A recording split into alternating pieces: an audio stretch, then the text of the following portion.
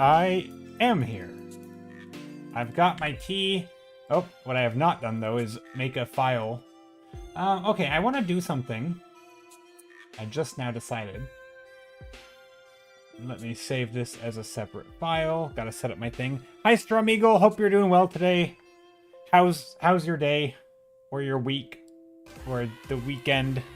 Oh, boy. Oh, thank you, Strum Eagle. 24 months. Holy crap, it's been 2 years. Dang. Thank you so much, Strum Eagle. I really, really appreciate it. Thank you very much.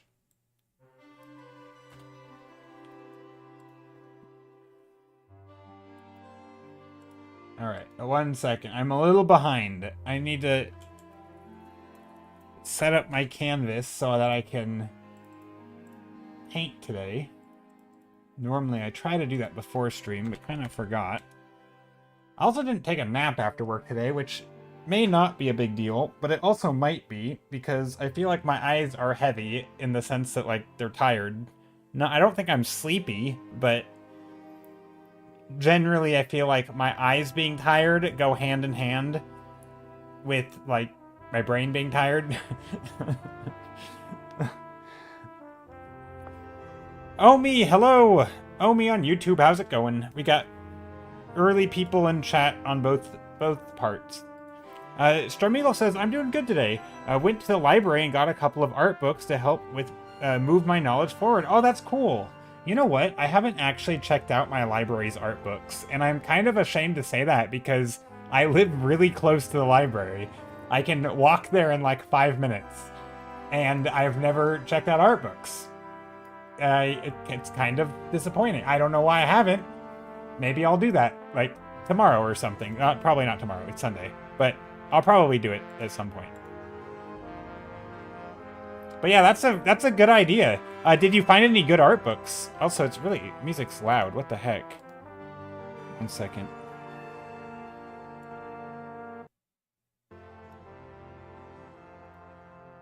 Hey, Pepper Lee, how's it going? Okay, so let's do this. Let me clean up this canvas. Delete all that. I kind of want to do, like, not a render stream today, but a little bit of one. So I like this painting. But as I was working on it, I actually found myself drawn to this little area. This little, like, pathway that kind of, I'm using, oh, here. Like, this little pathway kind of leading up. This sort of, like, tiered system where you have these, like, staircase things, and it goes from one to the other. And then there's a little, like, you know, a ledge here and a ledge here. I kind of like that. And it's kind of a shame because this is obviously you know, like, I feel like if this is the focal point, it also should have that quality because this is more interesting. But yeah. Omi says, you have drawn so many things, now everything feels new to me. Wait, everything... well, hold on. Everything feels new to you. That's good, right? Is that good? Or do you mean nothing feels new to you? Because I've drawn so much, and now everything looks like the same... I've drawn the same stuff before. Because I actually... it's... that may not be what you're saying, but... I do think a lot of times my art, for me anyway, ends up feeling very samey. Oh, there, I have a face now. And I don't think I push myself far enough into, like, new territory. But I'm glad if everything feels... now everything feels new to you. That sounds like a good thing. But maybe that's not what you mean. Maybe I'm confused. I think I'm confused. Stromeagle says, I like being able to get different ones. I got a couple with shading examples, which is something I want to get better at. Nice. Yeah, I feel like I also could do some... would benefit from sort of just, like, buckling down and getting really, really nitty-gritty, doing, like, super in-depth, like, detailed shading stuff with form and light. And I actually, gosh, I keep having all these things like I want to do this, but then I don't do any of them. That's a me problem though.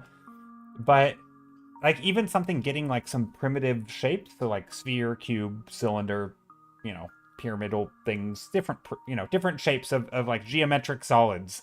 And then take like a light and shine one solid of one shape onto the other, and just kind of pay attention to how the lines, like the shadow lines, and being cast shadows on other objects, because that's something that I find myself struggling with, where like I'll have the top of, let's say, a cylinder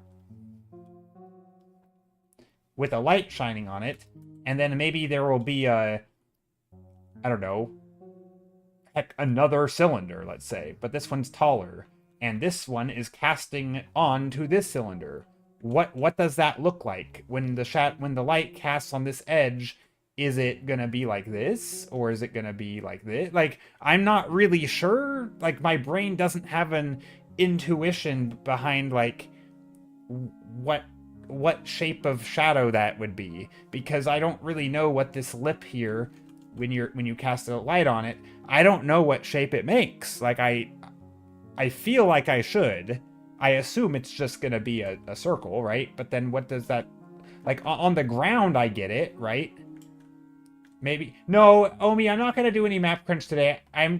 What I'm gonna do is I'm gonna kind of work from this, and then I'm gonna redo it. I'm gonna do like some thumbnails, except I'm basically gonna keep rendering this, but I'm gonna crop it a little bit and turn this into its own image, I think. I don't know, but and also just rambles. I always ramble a lot. But yeah, like, I know on the ground, this is the shadow shape would make this shape, right? Because it's a circle.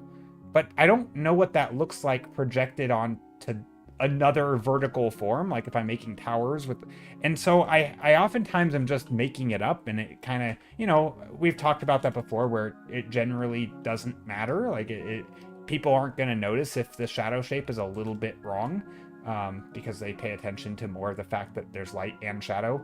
And so as long as you get the light, you know, kind of looking how it might look, and you know, that's what people will pay attention to, is the lighting, and they're not going to really analyze everything. But it would be nice just to have an intuition of like, what shape is this? You know, what if this were, instead of a circle, but what if it were a cube? Is that going to be are we going to see that corner in here? Or is that going to go like, I'm not really sure. Feels like Hogwarts. It does feel a little bit like Hogwarts. Yeah, I could see that. So that's something that I want to do with my forms, just to get a better intuition. I could do this in 3D, but I think I want to do it with physical, like, spheres and cast them on it, just to learn a little better. But, yeah, okay. So what I want to do is I want to take this and make a new layer. And paste it.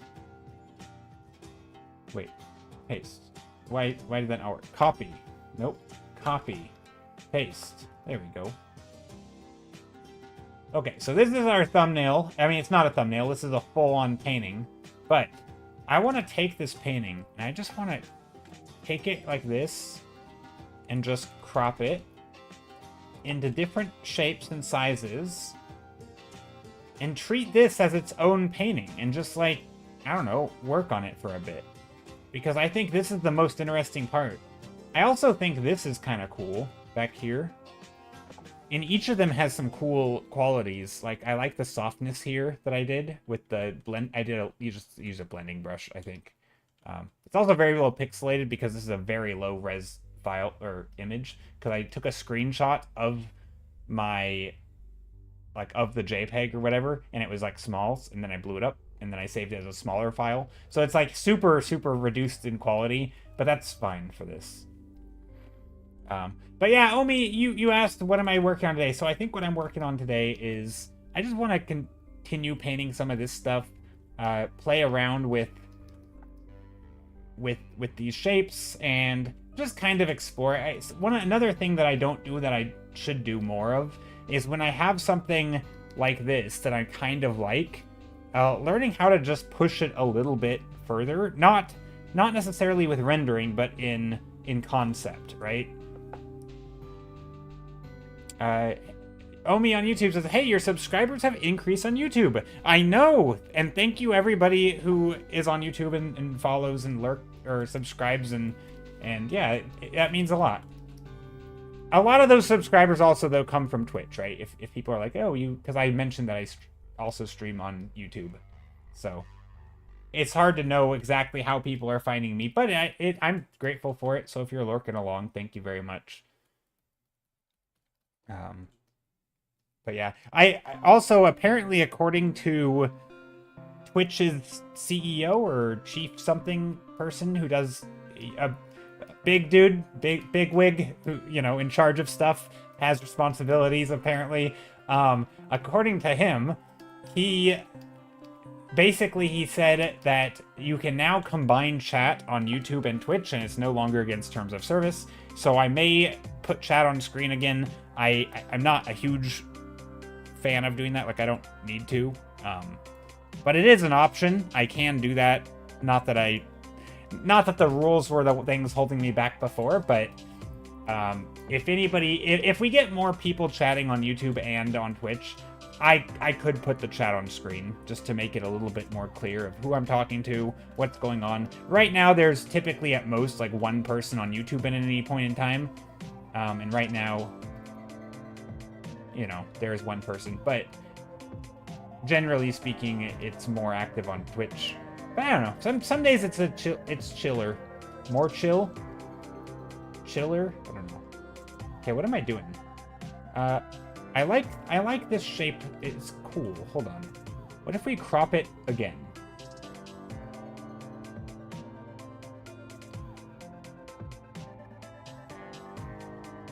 I mean, this is like a very tall... What if we stretch it like this? Okay, maybe we should do vertical paintings? Boom. Look at that. Vertical paintings.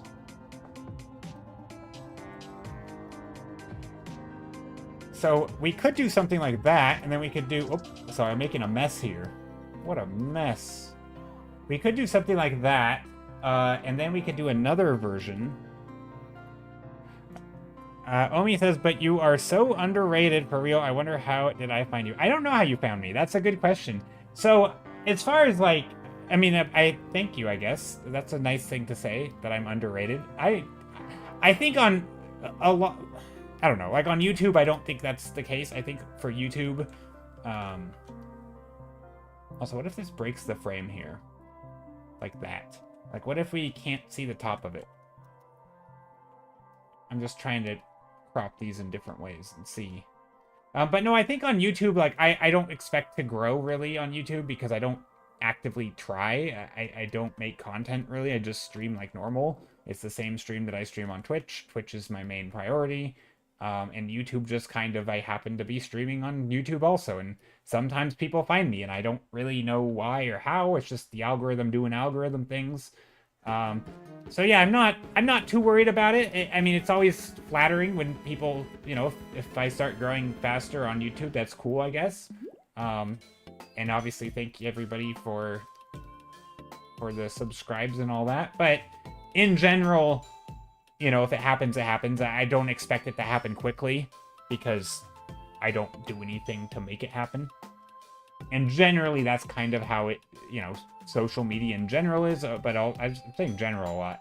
But social media in general is that way. And, you know, YouTube is also part... I think YouTube falls in the camp of social media when it comes to, like, streaming. Same on Twitch. You know, how you grow... you know, is kind of... There's things that you can do to grow beyond just, like, being good, right? Just, like, being good at a painting isn't gonna make you have a bunch of followers. Like, that's not how that works. And, you know, and also being good at... Although being good at YouTube is, like, you know, you have to know how to... Like, that kind of is, because that's, like, what the skill is, right? It's, like, know how to leverage stuff and be, you know, make content, churn it out, appease the algorithm gods, you know, all the stuff. All the stuff that one does. Let's get rid of these little people because we're gonna put some more people in here. So these are very, very tiny little thumbnails and tiny little people. But I was able to meet you thanks to you. Yeah, yeah, I'm happy you popped in.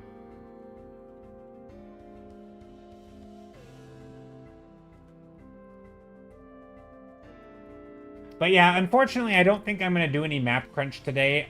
As fun as it is, I feel like I have a bunch of paintings that I actually have another painting I want to finish. So I have this one that we worked on a couple streams ago. Where is it? Uh-oh.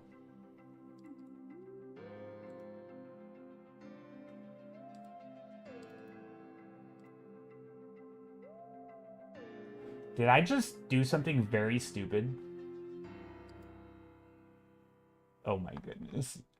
Did I do this? I did. Okay, so I have... Okay. How do I share it with you guys? No. Did I really do what I think I did? I did something so dumb. Anyway, I'm gonna put this on screen while I ramble. So a couple days here, actually, I have it on Twitter or Blue Sky. Let's go to Blue Sky because Twitter's dumb. Okay, let's go to Blue Sky. I want to show you guys something. So a couple days ago, I did this. Right? So I painted this painting a couple days ago. It was technically an older painting, but I reworked it. It's still not finished. I would like to finish it more. I repainted the horses. But because it was an older painting, in my files, if I were to go to open files and find it, it was way down at the bottom. Down like here, right? Except I have a lot more folders than this. If you notice, there's a lot fewer folders today than there was a week ago when I painted the thing. That's because I was running out of room on my hard drive, and so I took all of the things, the bottom half, so all the oldest stuff, and I moved it to a hard drive, completely forgetting that one of the paintings that I'm working on is now on that hard drive, and then I delete everything from this just to free up space. So it's on my other hard drive, and I don't have access to it right now because it's unplugged, and yeah. So that ghostly painting, I don't even have the actual file despite it's being a work in progress. So I feel very dumb, but this painting, I need to go and grab it because it's on the other hard drive. So that's the thing. Also, I might be lagging. But anyway, so very silly of me to do that. Feels like Hogwarts Castle. You are the second oh, hey, Omi. I was going to say, you're the second person to say that. No, you're not the second person. You're the same person to say it, but now you're on Twitch. Crazy you didn't make a new folder file with the new version. I know, I assumed that I did. Well, I duplicated it, but it was in the old it was in the old folder. Yeah, anyway, I feel stupid, and I didn't even think about it until just now. And so, yeah, I can't even bring up that if I wanted to work on it today. I mean, I could. It's literally, I have the hard drive, like, right off. It's literally sitting there, and I could just grab it and plug it in and do that, but it's a pain in the butt to do on stream. Okay, this doesn't feel very large, though.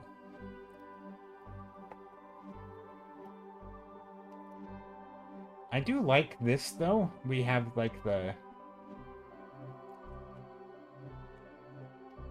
this sort of walkway here. I do like that. Wait, that's not in perspective, right? I mean, I guess it depends on where our eye level is. Right? If our eye level is here, this is where that flat line would be. And then everything else below it would be converging. Actually, it would be going upward still. Where do we want our eye? I feel like I want our eye line down here, though. Kinda? Maybe here? And then, so these would be going towards it this way. And these would also be going, I guess, the other way, right? Because they're going this way. They're going towards that. And then these are going towards that. Right? because they're oriented different ways. Am I wrong? No, I think I'm right. I think that's how that works. That's how perspective works. But I like this. I like this sort of stair-steppy layering. I think it's kind of cool. I don't know how far I'll take this, or if I'll even continue working on it. But I do want to do a little sketch. I'm just sketching some thumbnails.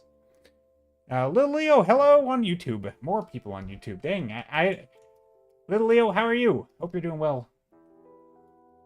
Yeah, we actually have more people chatting on YouTube. It's kind of funny.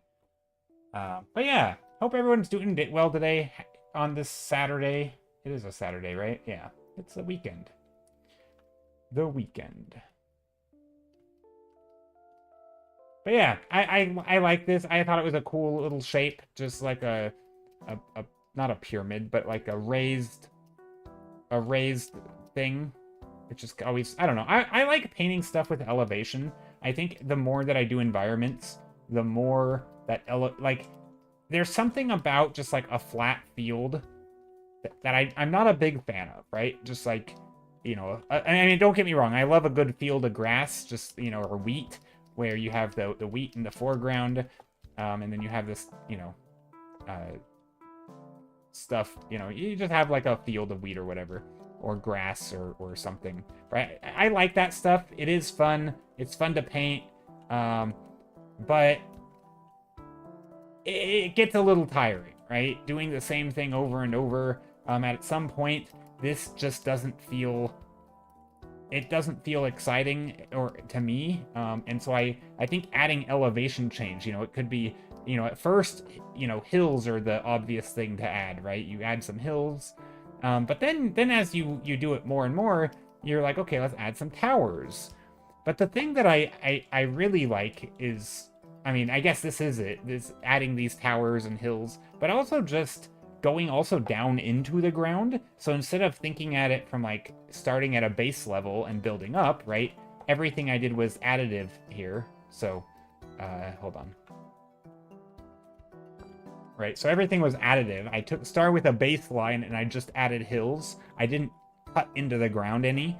And that's like the next thing, right? Is where you take shapes like this and you say, okay, well, what if this is, you know, there's a hole here, you know, and it gets real dark, and as there's this cliff and a cave, and it's, you know, it's going below the eye line, right? So here's the eye line, everything is, or not the eye line, but the ground plane, and then we go into the ground plane. And this is what I like about environments. This is where it starts feeling a lot more like sculpting, because I'm, you know, creating depth, not depth, I'm creating like terrain, basically, peaks and valleys and ups and downs, and then it, you know, maybe this one sticks up a bit or this one sticks up, you know, I'm not doing a very good job at it, but hopefully you guys get the idea. So instead of just making hills, you know, I think starting with a flat terrain is okay, but yeah, I do like my terrain. And I guess what I'm getting at is, this is kind of fun because where our eyes are down here, and it literally the entire scene is above us, right? And I think that's cool. Also, the perspective is wrong now, but I think it's neat when the entire terrain is above you.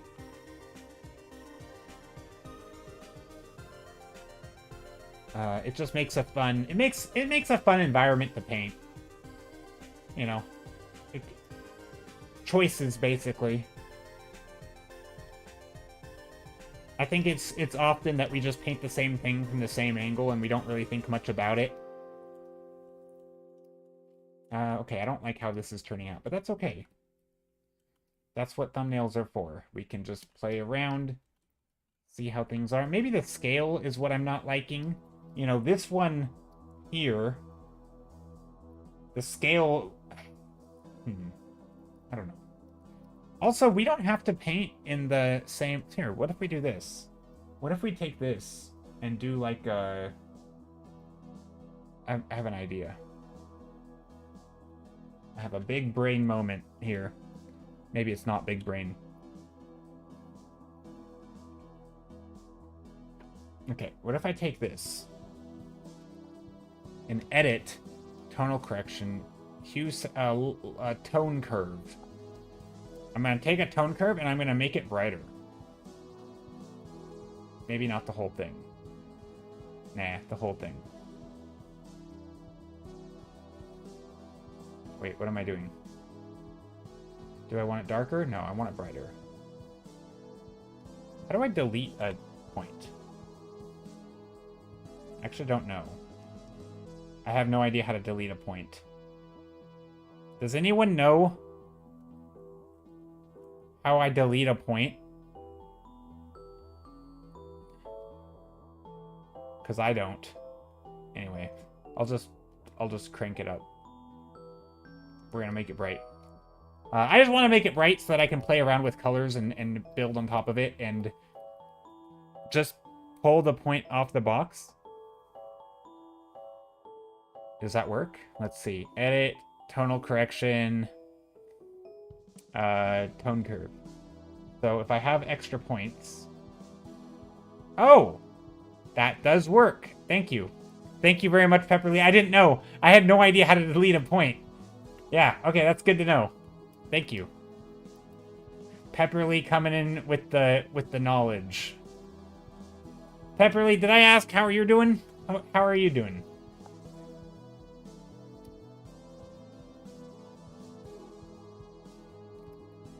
Okay, now I'm gonna just play around with some overlays. I want to change the color. What if we were like in the jungle or something and we had lots of bright colors? Oh, that's too bright. We could also do more of that color game today. Now that Pepperly's here to crush all of us. No, that's obviously... I'm kidding. But the color game is fun. If anybody wants to play it again today, I'm down for it. You got a bunch of chores today, and I'm currently doing some Python exercises. Oh, nice. Very cool.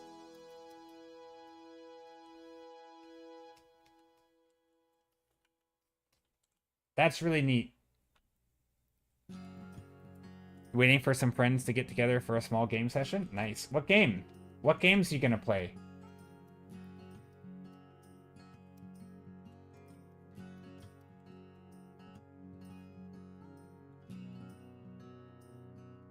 Alright, I kind of like this. The colors are going to be pretty intense. Ted Teckle. How's it going, Ted Teckle? Hey, long time. Missed asking annoying art-related questions. You did? Perfect. Fire away. I mean, they're not annoying to me, but, you know, if you think they're annoying, that's fair. I don't think that art questions are annoying. I love answering art questions. In fact... I think people do too, because sometimes it's like you didn't even know that you wanted to hear an answer to a question until someone else asked it, you know? I think that happens to me a lot. So yeah. Sky, Children of Light. Oh, nice! I played a little bit of that game, but not much. It was cool. It seemed like a cool game.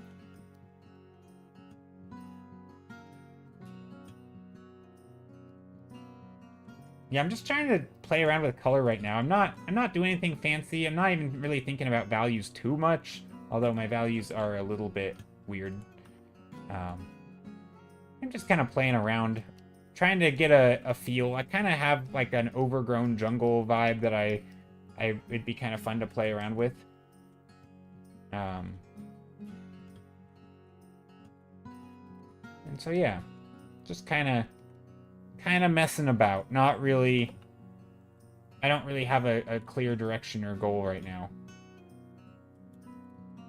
You know, maybe if there's some light hitting the side of this thing, get some shadows in here. This side is still in light. We'll go like that.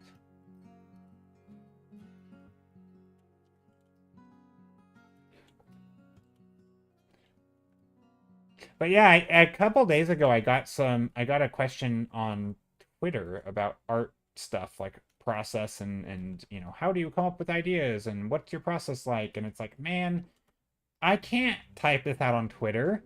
Like, you know, 180 characters or 270 or whatever it is, I don't know. but it's like, it's not enough. And I don't want to go on like a whole ramble. It's like, and I always feel bad, but it's like, just show up to stream and ask me because I'm happy to ramble about it.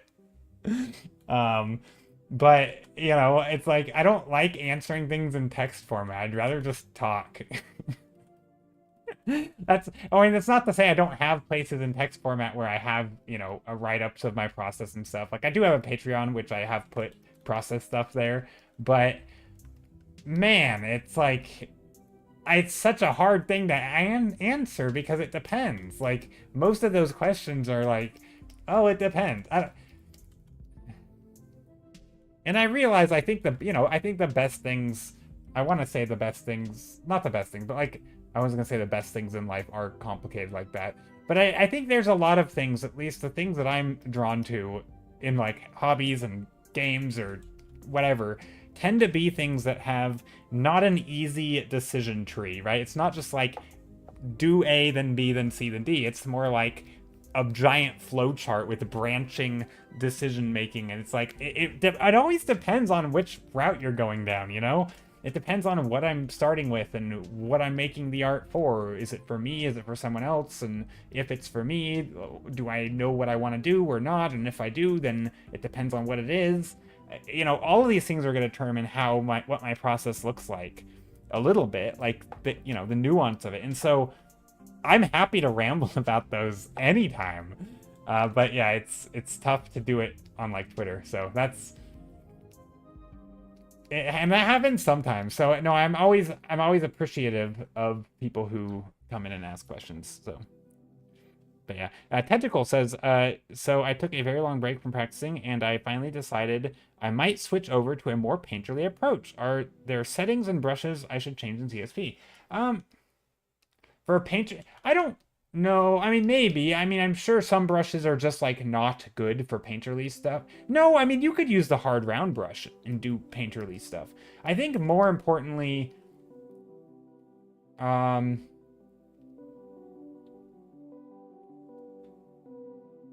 mean, painting on more or less a single layer is probably a big one for me because it allows you to use tools like the smudge brush, for example, and but even more than that. So I would say like process-wise, one layer or mostly one layer, like not literally one layer, but not caring of like, so for example, if I wanted to smudge this, whoops, that's the wrong brush. If I wanted to smudge this shape, right, with this shape, well, I can't smudge them unless they're on the same layer. And right now, I actually don't know. I might be able to smudge it. Yeah, see, it's not, it's getting this weird artifacting because I'm smudging over the background. So in this case, I would need to merge my painting first. And I would do that just by, I use the hotkey Alt-Control-Shift-E, which is a little bit of a mouthful, but then I can smudge, right? So I think the big thing is mostly one layer so that you can use tools like as if you were painting traditional, right? You can move the paint around, right? There's a lot of that stuff. And then the main thing is just, it's more of a, it's not a technical thing, it's just your thought process. You know, thinking about shapes and values. And, you know, starting oftentimes big and then working into small. So, you know, you might start in like a, you know, yeah, and without lines. I mean, you don't have to use no lines, but yeah, I think what contributes to a painterly look is oftentimes, you know, the focus is on the form of light and shadow, and it's not as much on the edges of like, right? It's not about making this edge, you know, or if there's a door here, about having perfect proportion. Like, it's not about outlining with dark lines the door, right? If I'm going to paint a door, it might be just a dark shape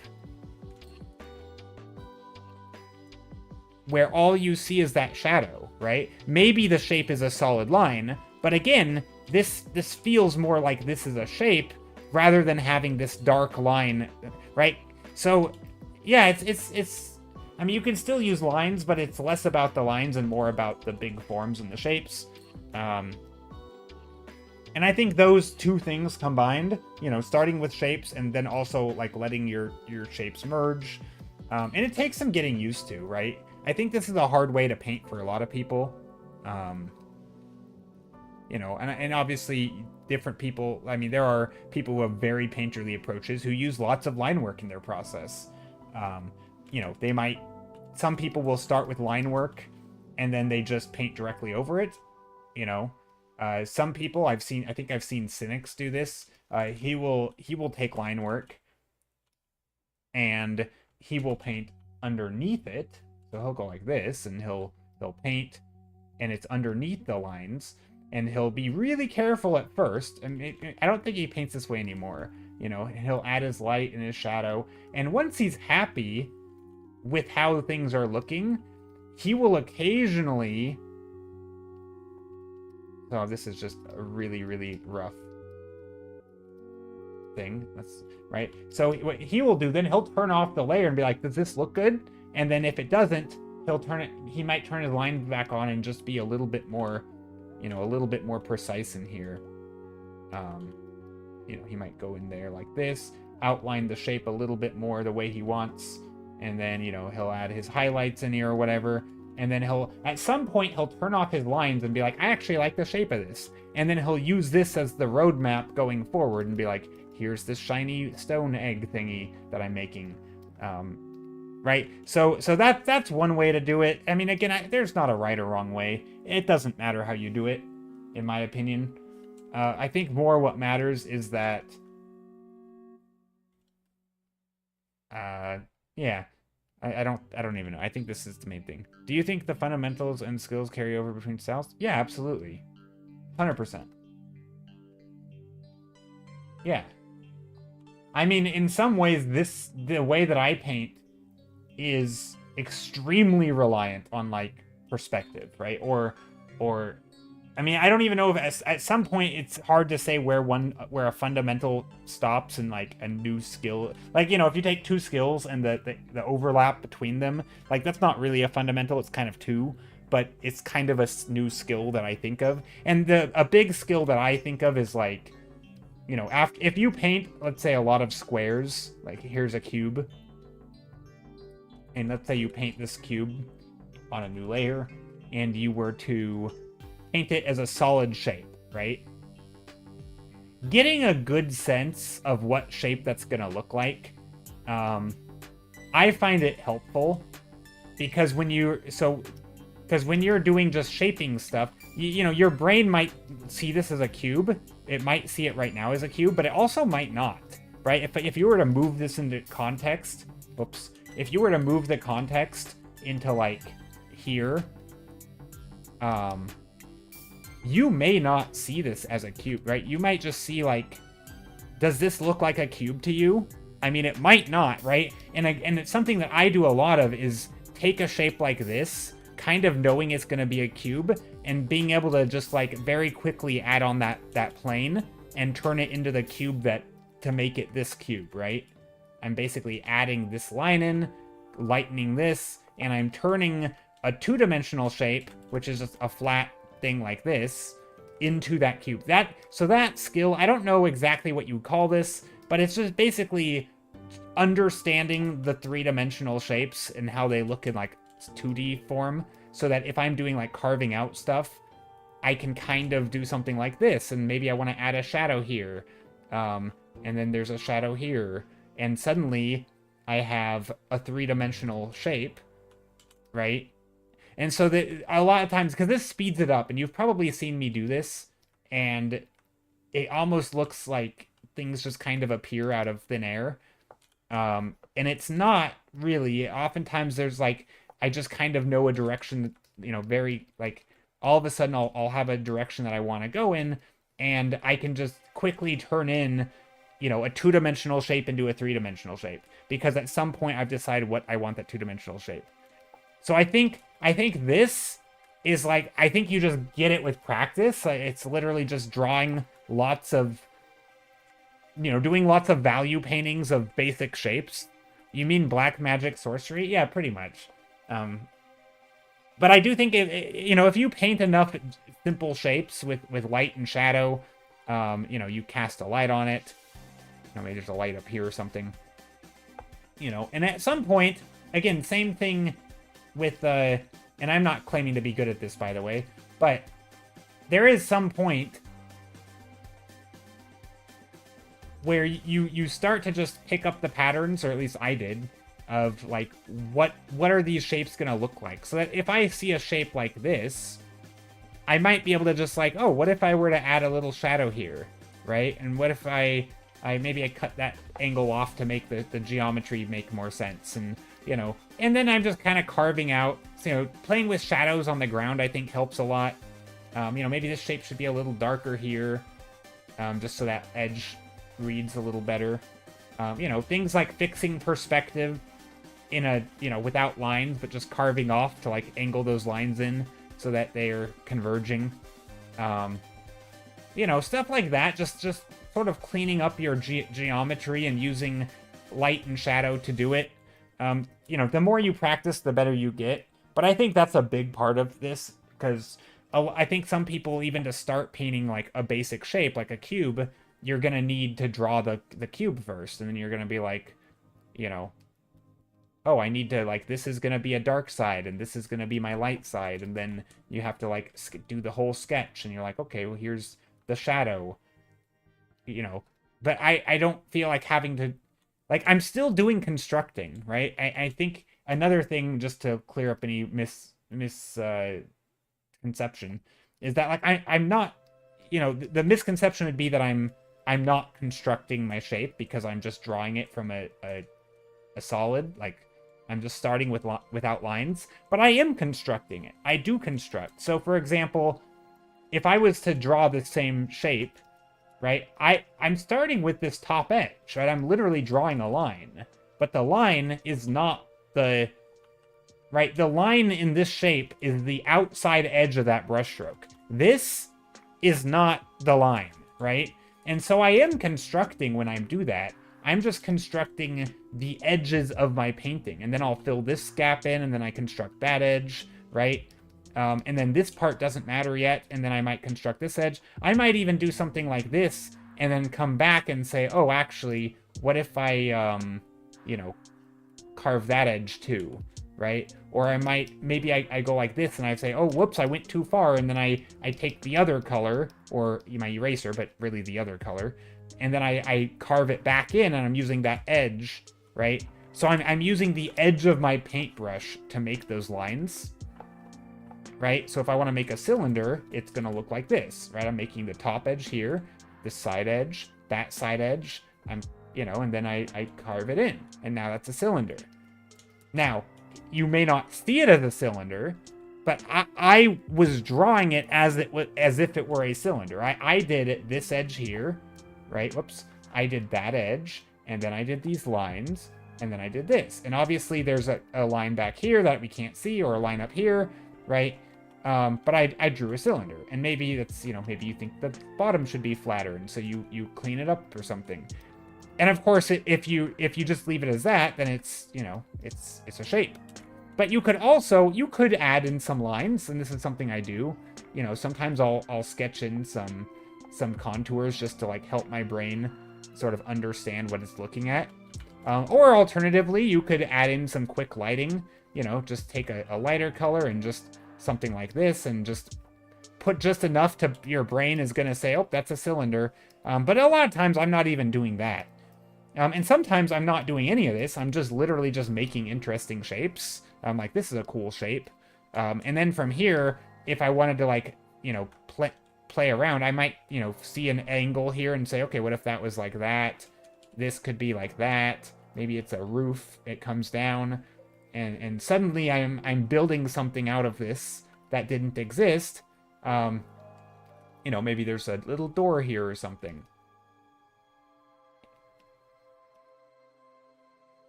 And then maybe on this side, again, this is all interior, so we can't see anything. But maybe I duplicate this, and I say, okay, well, here's that. And then there's going to be a... Right, so I'm still constructing shapes. I'm basically drawing it. I'm just doing it in a... and then, you know, I'm going to carve this out here so that this edge meets there. And then maybe this one comes down. And I'm basically just it's like I'm playing with blocks, kind of, right? And then maybe we need some shadows or something. I don't exactly know what's going on here, but and you know, this line isn't good, so maybe I want to change it. Maybe I make that a little outwardly too. And so there's like, you know, and this could be like the shape of a shadow, so maybe I want to put the lighting over here. Maybe I'll make it a little brighter, just for value-wise. You know, maybe this is bright, and so we have kind of a light source. Also, what's going on with that light? So this kind of thing where I am using lines, but I'm using the edge of the brush, right, to carve, like, imagine, and another thing I do, I'll take the background color and I'll color pick it, but for this example, pretend that my background color is white. I will take the white brush and I will draw lines and I'll carve out that new shape. So now this is the shape that I'm left with, right? So all of this was just like a byproduct of me. I was still drawing lines. And so there's a little bit of like I don't want to call it a party trick, but it's more of just I'm not always strictly thinking about shape. I do go back and forth. Sometimes I start with a random shape where I truly am thinking about a random shape. You know, I'm trying to make it interesting. But then I might go into, okay, well, let's turn this shape into a 3D object. That's where then I start thinking about lines. I might say, okay, well, what if, you know, I could, in theory, draw a line down here. And if I want it symmetrical, that would need to go this way. But maybe I want to make this mirrored, right? And this is where, you know, perspective is useful. You know, now this shape, right? So it's kind of the color blob challenge, right? Where you start out with a random blob, right? Just a random, okay, this blob's too complex. Here we go, random blob, right? And then I'm taking the random blob and turning it into a three-dimensional shape, right? So maybe this is the you know, maybe these are car wheels or something, right? And maybe this is the top of a big old car. So we get like a car here. And then this thing is like, I don't know, it looks like this one's very poorly done, but you know, maybe like this, it's triangular. And then this one, it could go, you know, or something, you know, something like that. And maybe there's a door to the car. This is the side of it. I don't know. Is that a car? Could be a car. It's a weird car. But anyway, there's something. But anyway, my point is, this was a very poor example. And then maybe we add some light and shadow on it, you know, to help show those forms or something. I guess that, sir, is a shoe car. Yeah, I mean, it's a silly shape, right? But I was just taking a random blob and basically adding interior lines to help figure out, like, what are the shapes. And of course, if I wanted, you know, you could fix it, right? You could say, okay, well, this is going to be in perspective, and then this is where I'm adjusting the blob a little bit. You know, here's another very weird blobby thing. Maybe I don't like where that blob is, so I move that blob back here, and maybe I move it over here. Again, I don't draw a lot of cars, so what the heck am I doing? I don't know. You know, maybe there's something like this. It's like a big old toy car, you know, a big wood block car or something.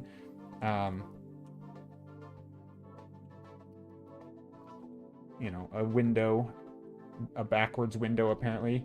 This is also a window. But anyway, I more or less started with a shape, and I think this skill is, I mean, I don't really know how you build. I don't think you build it by trying to do that. I think you build it by doing this stuff, which is like more basic things.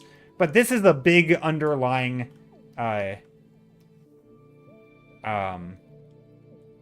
this is a big part of like the way that I paint. So when I'm doing this stuff, are those lines something you do, Joe, or something you imagine inside your head?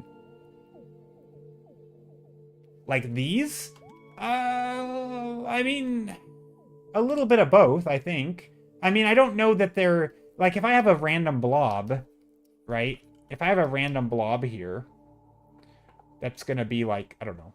Let's put a horizon line. So I assume it's gonna be some structure, right? I think I do a bit of both. So for example, sometimes it's a matter of like, I'll see a shape like this, like on the contour, And that will trigger a thing in me because I know that if you have an overhanging, if this is our eye line, I know that everything we're looking up is above us. And so this makes it think like an overhang, right? This gives me the sense of that. Now, where does it go over here? I don't know. But now I make a choice is like, so in this sense, I understand that this shape could be a cube, right? So here's a cube, right? I understand that little overhang here, it already looks like it's in 3D to me. Like this shape kind of looks like if I were to draw it out. And now, again, I don't know, this is where it gets blurry. I don't know what's happening over here. I'd have to figure that out, right? Over here, I can kind of understand something like this. Again, don't know what's happening over here, but I can assume that there's going to be like a, a mirroring thing going on. And so I kind of can, like, I can sort of understand how this could be this shape, but it doesn't have to be.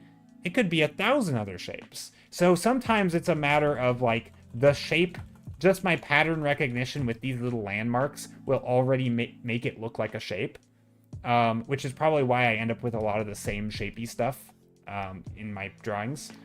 But there are times where I don't have a direct, I don't see anything. And so that's not really seeing it in my head. That's seeing it on the page. The part where I have to see it in my head is like trying to reconstruct like what's happening here. And a lot of it's just working it out, trying to understand the geometry of how the thing might work. Sometimes that's a matter of I literally just have to draw the whole cube and then sort of reverse engineer it and be like, okay, there's going to be an overhang here, so there's going to be like that, and then this will come back out here, and then here, then we can get that, and same here, right? So maybe we need an overhang here. So sometimes it's a matter of like reconstructing it.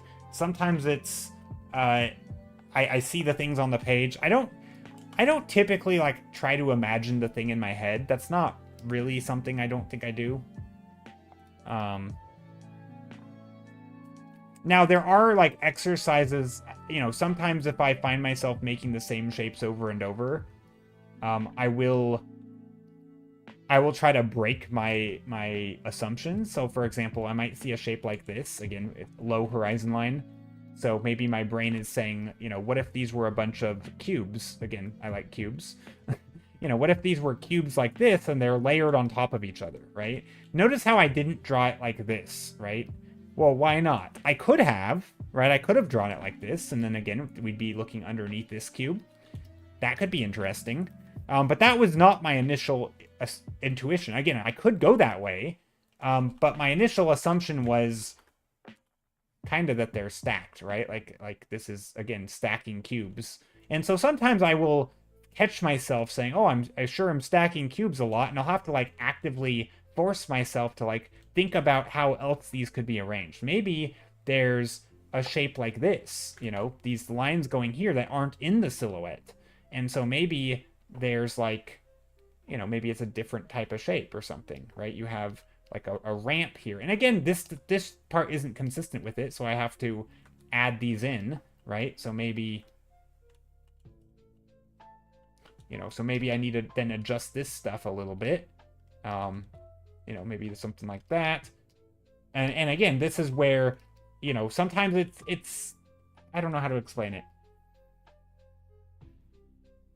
Yeah, typically, I mean, kind of like I did just then. I used a little bit of line, right? I drew initially some lines, and then I did value to show that plane change, right? This is like, sometimes I'll do contours. If lines help, I'll use lines. It doesn't really matter. There's not a right or wrong way. Sometimes it's more of like, is it consistent with the thing that I'm already drawing? So if I'm using a lot of lines, I might use some more lines. If I'm using a lot of values, I'll use values. Like if I don't know, if I know, if I don't know a lighting direction, sometimes it's hard to do values. Sometimes it's a cue to make that choice. So I'll be like, okay, well, what if the light's coming from this direction? Ooh, let's put some shadows over here, right? And so I'll put some little shadows here. And then that might encourage me to make another shape over here. Also ignore my random lighting color, right? So maybe I do something like that, right? And so it's kind of this like, I mean, it's not super, like a lot of it's me, there's sort of questions, right? Like, I don't know what this is, and I have to decide. And then, so, my decision tree would be like, okay, so what if I made it a square? Do I like that? Sure. Let's go with that direction. It's a cube now, right? Or it's a square. Okay, well, now I want to render it. I want to add some light and shadow. Okay, well, where's the light coming from? Because I need to know that, right? Sometimes I'll just put on a random, hold on.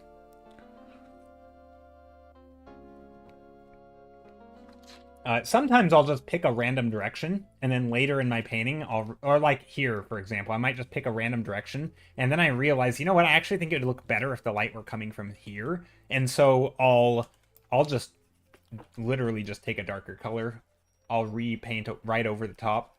I might even take that lighter color, and I'll just flip them. I'll just reverse them real quick, so that I have my light the way I want. Because sometimes I'm, like, if in this stage, if I'm just painting, I might be like, oh, what if I put dark here and light here? And suddenly I realize my lighting's inconsistent. And I do have to catch myself and be like, oh, uh-oh, I goofed up.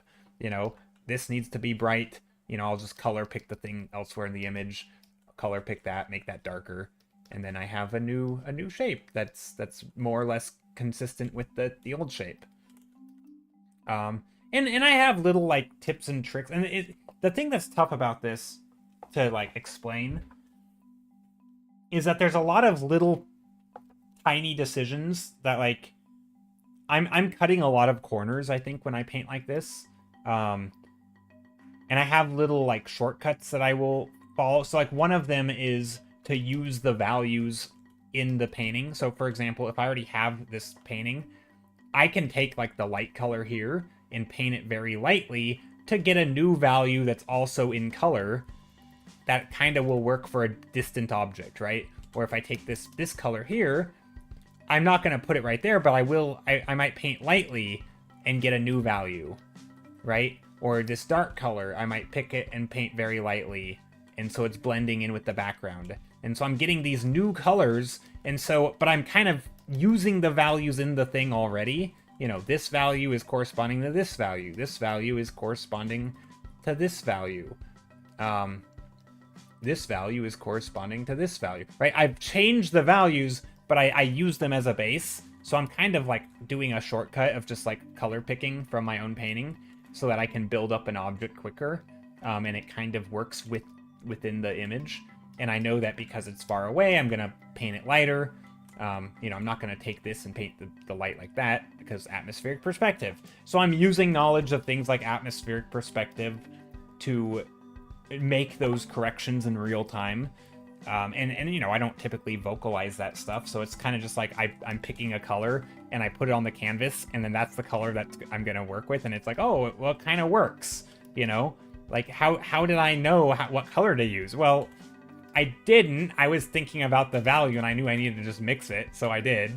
And it, you know, so there's a lot of little tiny shortcuts that I feel like I pick up with experience and painting different subjects, and you know, there's things that you learn. Yeah, I don't know. Was any of that clear? Hopefully it wasn't super confusing, but I think the main thing is just, you know, lots of simple primitive shapes, shading it, simple light, simple shadow. You know, for environments, there's obviously atmospheric perspective, so that lighting scenario gets lighter as you go further back generally.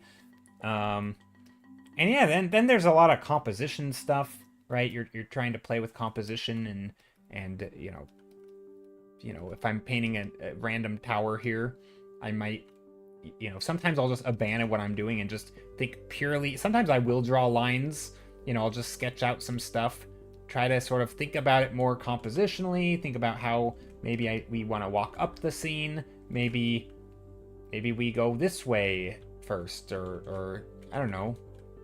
I mean, I kind of like that, but maybe we open up the staircase towards the viewer a bit more so that we're not going from here to here to here, but maybe we're going like here, you know.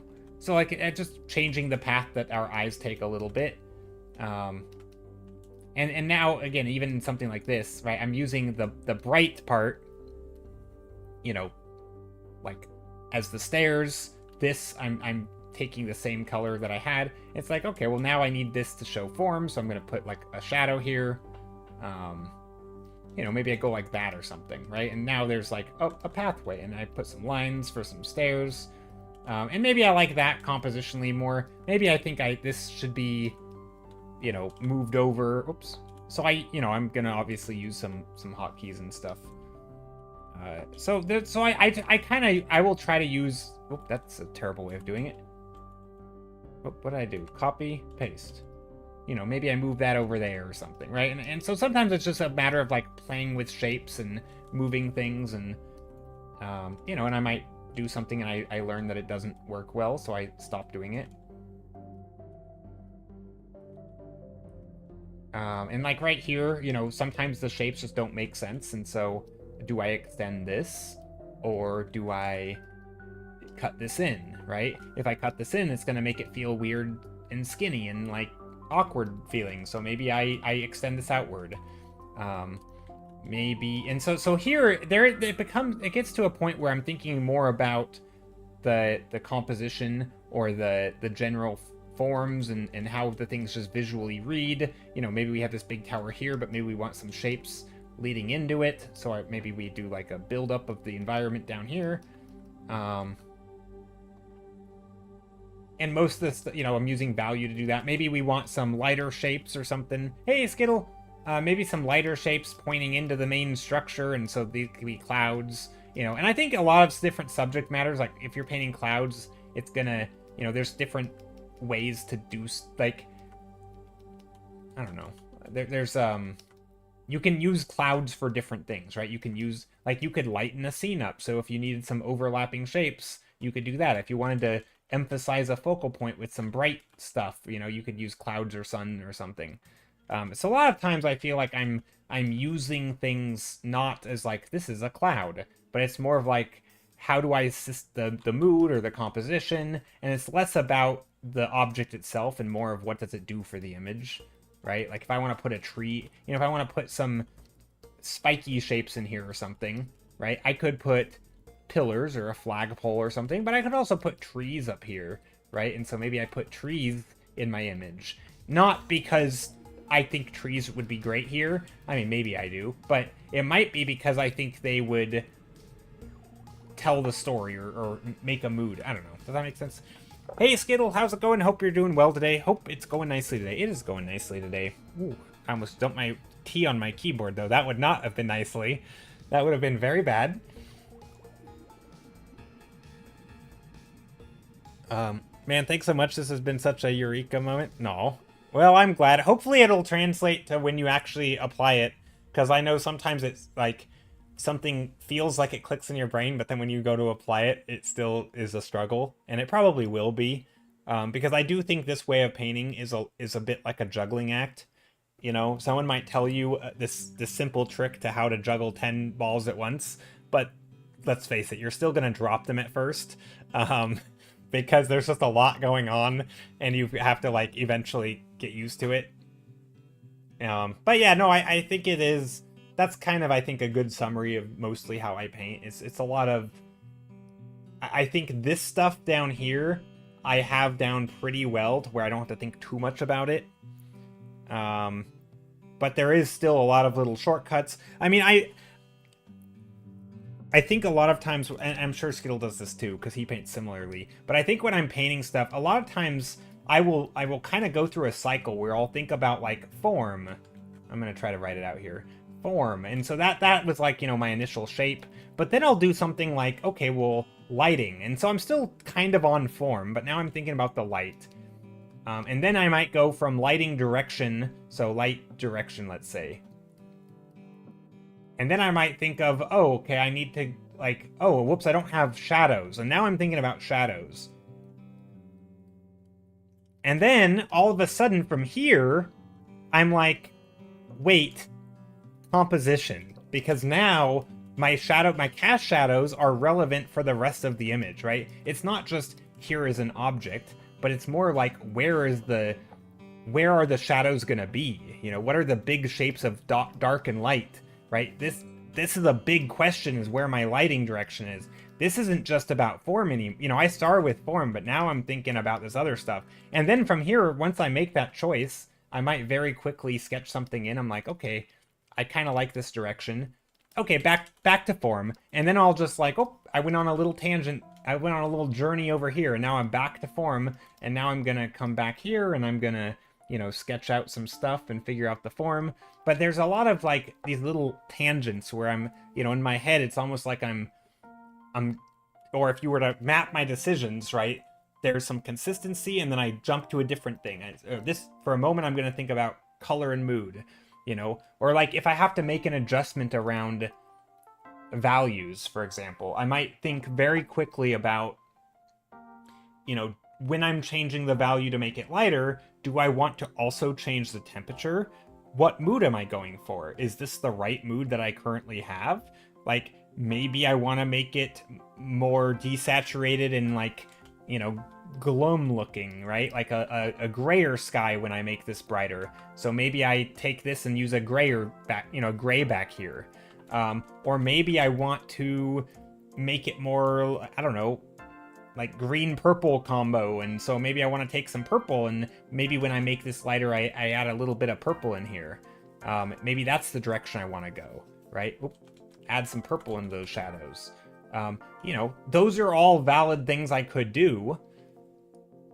And so sometimes, even when I'm doing something like adjusting the value, I'm also doing another thing, right? And so there's a lot of like layering of stuff. It's not just like, oh, I've got to make this lighter, let's strictly make it lighter, right? It's let's make it lighter and less and also warmer and more desaturated. And also like that's going to change something about the image a little bit, right? So there's a lot of it's yeah, and it can but a lot of those choices become pretty natural, right? They become pretty automatic once you've done them enough, I think. You like blobs? Blobs are great. And a fight to the death gladiator moment with your chat. Yes. Anyway, let's put back that. Oh. Yeah, I'm a big fan of blobs. Yeah, I think where blobs let me down, because I don't want to be like, because I don't think this is the best way of painting. Like, I don't think it's, I mean, it's not a bad way of painting. There is no best way, but I think where blobs let me down is that a lot of times I'm relying on sort of my first instinct, whereas with lines, because you have nothing there, you have to think about, like, what do I actually want to draw, right? Like, if I'm gonna draw a cube, okay, now I have a cube, but also, like, what do I draw in it? You know, do I want the door to be recessed into the thing? That every line is gonna matter if I do that. Or do I want it to stick out of this structure? You know, like that or something. I realize this is in a weird perspective, but like you kind of have to make a choice. Whereas a lot of times with blobs, I'm just like, I happen to be having a dark color on my brush. All right, I'm making a shadow, and now this door's recessed into the area, right? Whereas if I would have had, say, a lighter value, maybe this would have been sticking out, right? And this would have been the shadow, right? So a lot of times, I feel like I'm not as like intentionally making the shapes. I'm just kind of using habits and patterns, and the design doesn't end up being super great always, because I sort of am just doing things that I've done before. So I think that's one of the downsides of the way that I paint, is it's very easy to fall on habit, like into habits. But again, maybe lines do this too, and it's just a matter of, you know, trying to sort of take a step back and change direction a bit and try something different.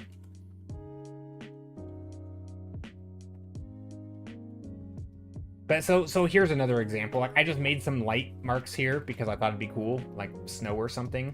And then I thought, oh, well, okay, because I put them here, now what if I also put them down here? So I know that if I grab this light color and put them down here, it's going to look stupid. So now I need to, like, okay, let's take the lightest color that's already here and just paint a little bit lighter in, and maybe a little bit darker than that, right? And so maybe I make some shapes here and some darker shapes, just trying to get some of that streakiness there to kind of follow through in the pattern. And so sometimes there's stuff like that that I'm doing. You know, that's more of a color thing where I'm taking the color and the values and the patterns and just kind of quickly laying them in to like hopefully make some shapes that are interesting. And then, you know, there's going to be composition stuff like back here. I'm not really sure what's happening. So maybe we do some overlapping shapes. Like that. And I need a dark shape to overlap the light shape. And then maybe some atmospheric perspective back here.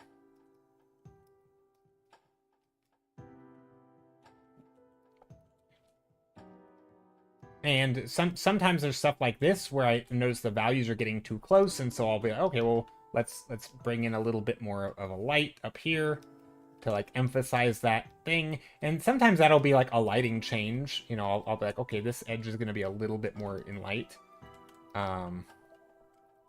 You know, and so this edge is going to be a little darker. So sometimes I'll do stuff like that. I'll just make little adjustments so that the thing reads a little better. Or if I have a shape like this, I just notice myself. It's hard because I do some of this stuff without even noticing. Like, I noticed this little shape here, and it kind of looked like... I kind of liked it. It sort of looked like this thing was like a separate shape. And so that's what I did. I just turned it into the thing that it was already looking like, because I liked the way it was going. And so it, you know, it wasn't intentional initially. It was just like an artifact of my brush. But I liked where it went, so I took that direction. And let's add a little bit of a light up there. It's going to catch that light. And now we have a little bit of a ledge. And, you know, now I'm just carving out the form a little bit. How many values should I start with? Yeah, I don't know. I like to start with... Well, gosh, I don't know. I don't know what the answer is. I like to start with 4. But, like... I mean, I'm not thinking about starting with a certain number of values. What I'm... Not at this stage, right? But again, this might be, like, intermediate juggling. Whereas I think typically I'm starting with, like, a... kind of 3, I guess. Like a direct... Like a fairly direct light source. And then 2, like, mid values. So, like, I'll have a direct light source. In this case, we can't see it. And then I'll have, like, slightly indirect light. Right? And then this one is in full shadow. So typically like 3, I guess, but maybe 4. You know, maybe you have a lighter background color or something. Like a medium. I don't know. I don't think it really matters exactly how many you have. The main thing to me is just that every shape is readable, right? Like, this shape is a dark shape against the light background. And if I have a shape in front of that, this shape also needs to be readable. So I have another value primary there. I might come in here and do like a light source, which would be another value. But if I have another value in front of that, then, you know, a dark shape that also is going to need to show. And now I have what? 1, 2, 3, 4 plus a light source, 5. Like, you know, it sometimes it just depends on what you're painting. So I don't really think about it in terms of like how many values, but generally for an object, I will have like, you know, within an object, I will have 1, 2, maybe 3 for an occlusion area, right? So an occlusion area in each of these forms. So I guess it's like 1, 2, 3, and then maybe a direct light source. So like if I added, oh, what is this? Hydrate, thanks. And so if I had a direct light source in here, it would be like, what, 4, I guess? So each object kind of has, in this starting phase, 4 values. You know, you have this plane, this is a darker plane, you have the occlusion area, and then again, a hypothetical light source, which is not in here. Or direct light source, I should say. So it kind of gives room for like an ambient light source, like the sky. Yeah, I think I'd say 4 is what I'm using, kind of. If I had to... I don't think about it as like using a model or a certain method or a system, but I think if I had to pretend that I was using some sort of value system, it would be like a 4 value system for per object that I'm painting. Within a painting, obviously, if I have lots of layers, right? Because I set up my painting more like a gradient, like this. And so each layer of my painting, it exists within a different value range, right? So I might have 100 of these layers. I don't, but I might have a handful of them, right? So I have like a light, it gets, you know, lighter and lighter. If I wanted, I could lighten it up even more. Right, and I could add more layers back here, and I could add another layer back here. Right, I could keep going and add different layers, and each layer is still, when I paint the objects, I'm still gonna have sort of those main values that we were just talking about, right? I'm gonna have these like a medium dark, a darkest somewhere probably, and then of course maybe I have like a light source in here. So let's say a light source is shining on here, and this would be like within this object I might have another layer like this or something. I don't know if this is going to look good, but you know, it might be something like that. I'm trying to just make a shape of light. Right, and so maybe this shape in here will get a little bit of light bouncing in or something. So this would be like, you know, the light value.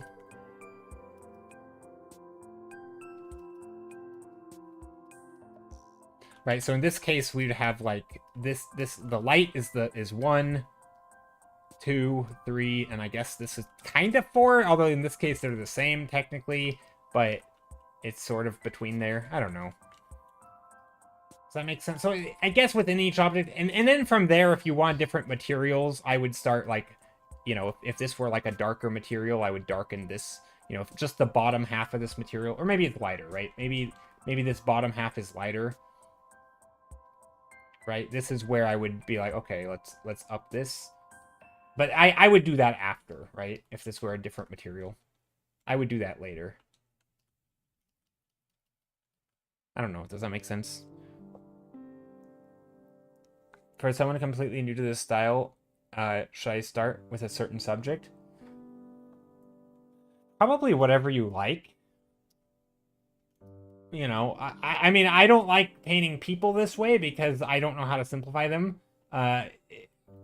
You know, robots are always a good... If you like people, I think robots are a good subject, because you can kind of do anatomy-ish stuff, but you can also keep them very, very primitive. You know, keeping them into cylinders, you know, cylinders, cubes, that kind of thing. So if you wanted to make, like, a torso, you know... If you wanted to make a robot, you could be like, oh, here's you know, there's going to be a head on a body, right? And that it's very, very basic shapes. That way, when you start doing your simple shading, you're not getting overwhelmed with like trying to shade all the muscles. You know, this is a weird looking robot, but anyway, but hopefully you get my point, is that like, here, his head can be a little... Oh. There we go.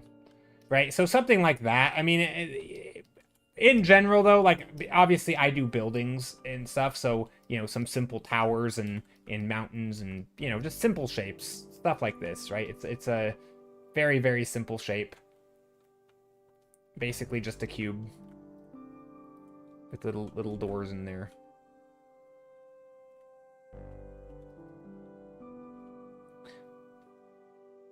Draw fan art or games or movies. Yeah, I mean, I think the subject matter that you draw, if you're trying something, doesn't really matter. My only thing is that you keep it simple enough. Again, the subject matter doesn't matter, but like you keep the drawings themselves simple enough so that you're not trying to do everything. You know, starting in black and white can help, but I don't even know. I mean, only try this if it sounds fun, you know, and if you try it and it sucks, and just, you know, either force yourself to or don't do it at all. Like, I don't know, I don't think you have to paint this way. Like, it's, you know, there's lots of ways to paint.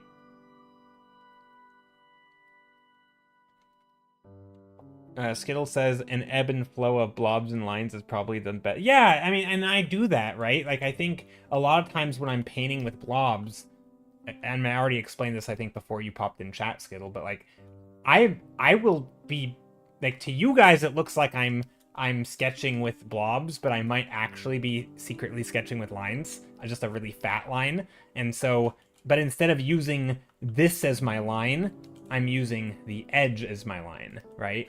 This is something that I think is hard. Like, when you see me put a big blob, right? A lot of people probably aren't thinking about what I'm thinking about, and I'm not thinking about the blob. I mean, I might be, but I also might be thinking about the edge of the blob, right? So that's the equivalent of me thinking about a line, right? If I want to draw a circle, let's get rid of that. If I want to draw a blobby circle, notice how the inside of the blob is irrelevant. What I'm looking at is the outside of the blob, right? I am drawing with lines. I'm just drawing the outside of the blob. The inside is irrelevant. I've gone over it like 100 times now, right? My brush is moving all around. I'm just trying to like carve out, you know, I'm literally pushing the edge outward. If you look carefully, right, I'm pushing the edge outward and I'm treating that as my line. I am using lines, right? In that sense. And if I want to do like a, you know, I mean, sometimes I will make my brush small and I'll be like, oh, here's going to be a line, you know?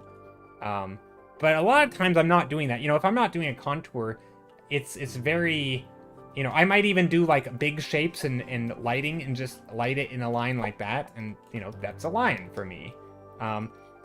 But sometimes it is purely shape, right? Sometimes I am purely making fun shapes in a two-dimensional way and my brain's not even thinking about it as a three-dimensional shape.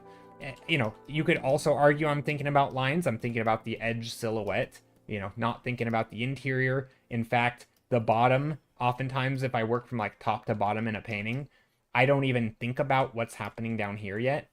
At some point, I will need to add like a foreground, so I will then add these lines. But again, I'm thinking about this top edge, right? I'm not thinking about the bottom edge here. And so I'm thinking about that top edge. Maybe I do another shape over here.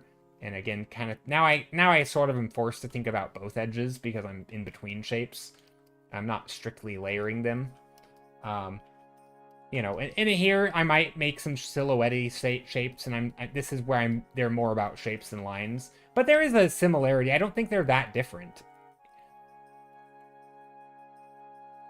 You know, and then I might do something here, and I start thinking about shapes there, or I want to lighten some of this stuff up, and you know, now I'm again, this is a big one where if I know this is going to be a shape, I'm thinking about lines in the sense that like this top edge needs to be in perspective, right? So this line right here that I'm drawing very lightly, I am drawing it with both light and dark, and it's important that it's in perspective.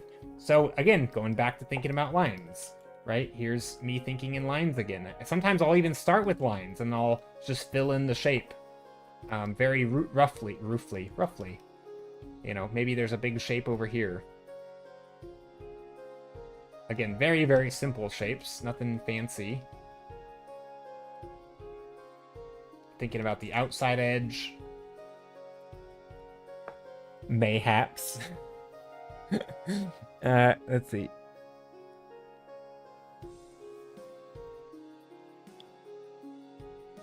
You said... Tentacle says, I just feel like I'm progressing incredibly slow with line art, and I want to see maybe this clicks better for me. Yeah, I mean, I think that's the big thing, is you try lots of different things, try to think about stuff differently, and then when it suits you, you have that sort of tool in your toolbox, you know, metaphorically speaking.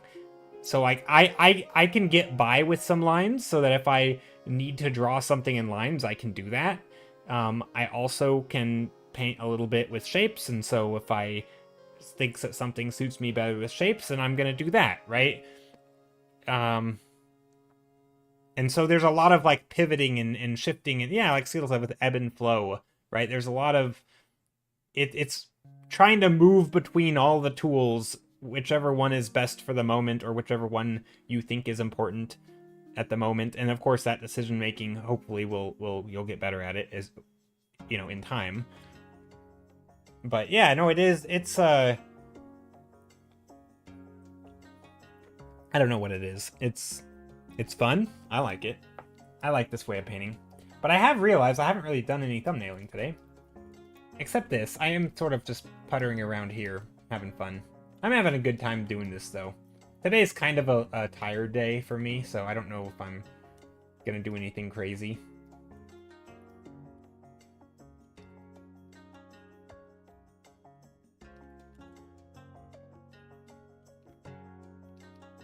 And of course, even with values, there's a lot of little tricks.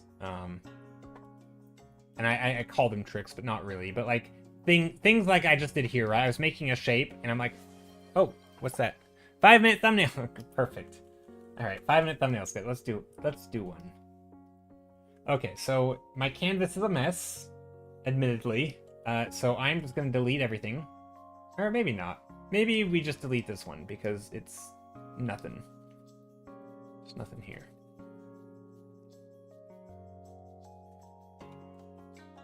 Okay, and this one because it's also nothing. But we can leave the other things there because they look fun.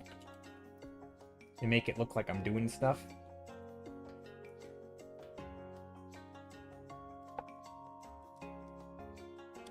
You can also annoy Skittle with annoying art questions. No, these questions are not annoying, by the way. I really enjoy this because, one, it's not every day that I have to... I'm trying to think about how I think about painting. Like, I mean, I do, but also it is a little different every time. Like, some paintings are pretty straightforward because I have a plan. Like for example... Here, let me actually drink my tea first.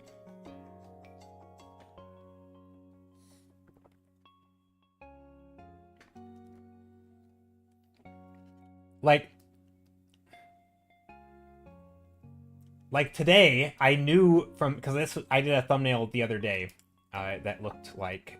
Not that. This. Right? I knew after this that I liked this structure. And so I kind of already knew today that I was going to paint stuff that kind of had, like, this towering shape. Right? I kind of already knew what I was going to hopefully do today. And so it wasn't exactly the same as it is every other stream. Like, there is sort of... You know, I had more of a direction, and so that changes things a little bit. And other days, it's more just like, I want to start with colors, and... So yeah, it's something. Skittle says, although I don't know if I would be able to properly explain negative space stuff well, it's not something I do consciously or intentionally, but I realize after the fact.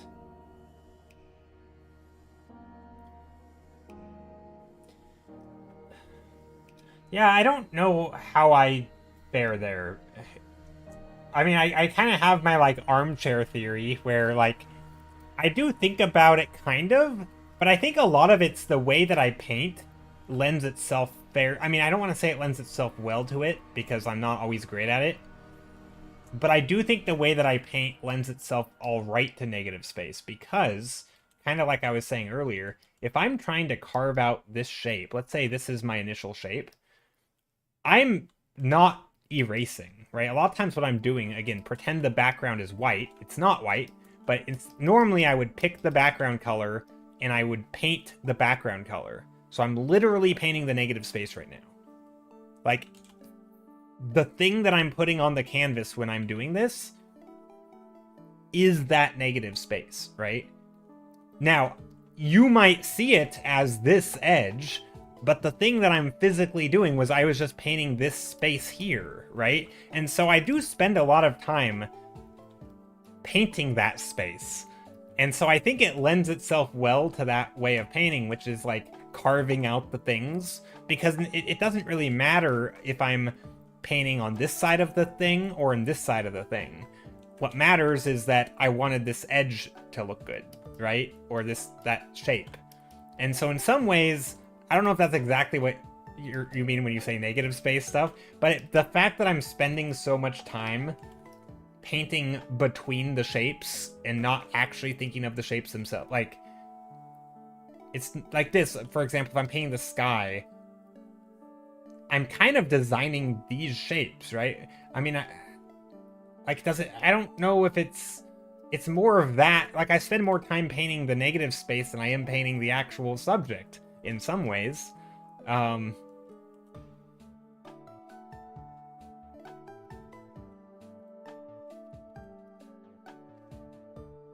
Or like this, for example, like if there's a cool little breaks here, you know, I might be spending a lot of time painting these.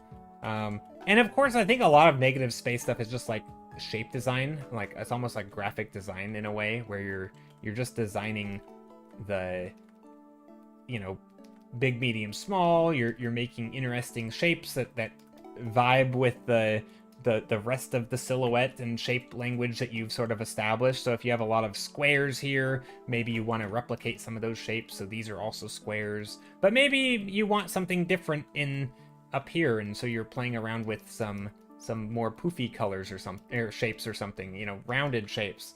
And then your some of your negative spaces there are rounded. I don't know. But I do think because I'm spending a lot of time painting around the edges of the thing instead of the thing itself, right? Going back to our circle, you know, I showed an example where if I'm painting a circle, it's this, but it's not. It's also this. I'm doing a lot of this too. And so by nature of doing that, I've had to, on some level, think about this stuff too.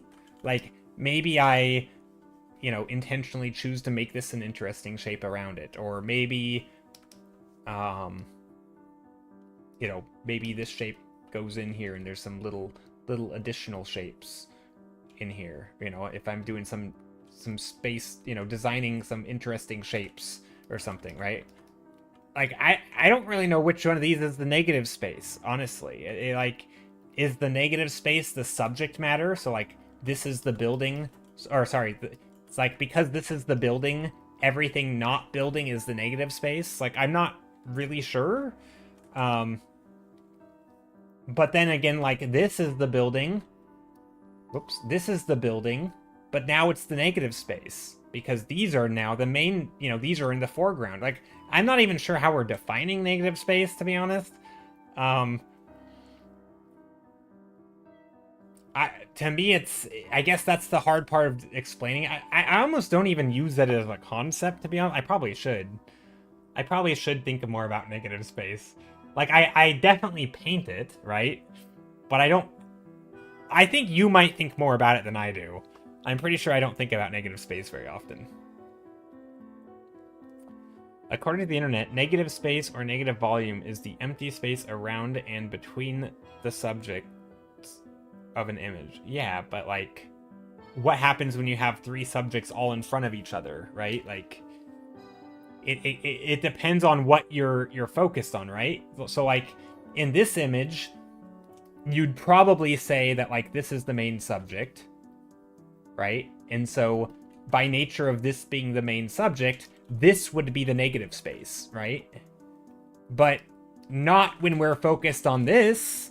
Now this is the main subject, right? And so our negative space is now the primary space, and the negative space is actually the stuff around it.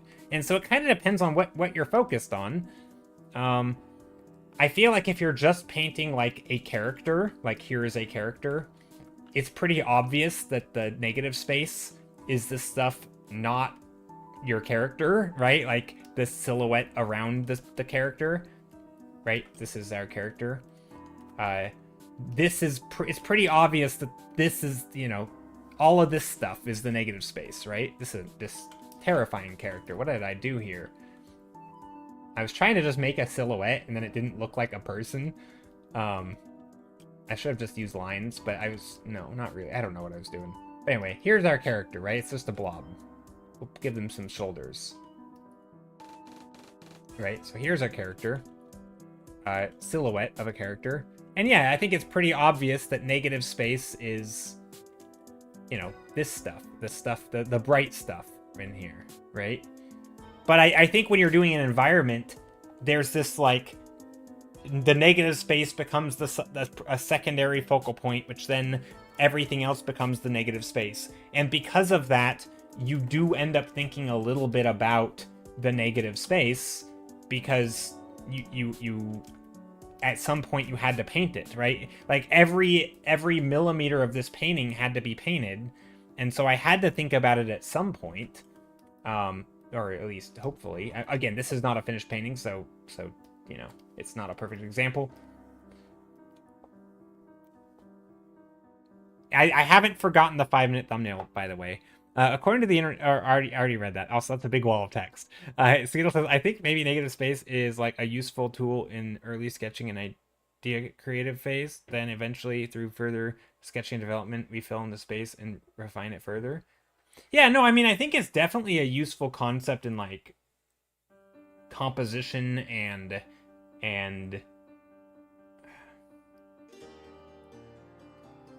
I mean, I feel like, yeah, I mean, I think it probably depends on what you're doing, and I'm sure there's not just one answer, but I think for me, negative space feels like a useful tool to find shapes that maybe you didn't know you had in your painting, right? If you're so focused on, say, the main subjects, you forget that, like, you could have weird like, how do I word this? Like, you could in some way have, like, let's say you made some trees, right?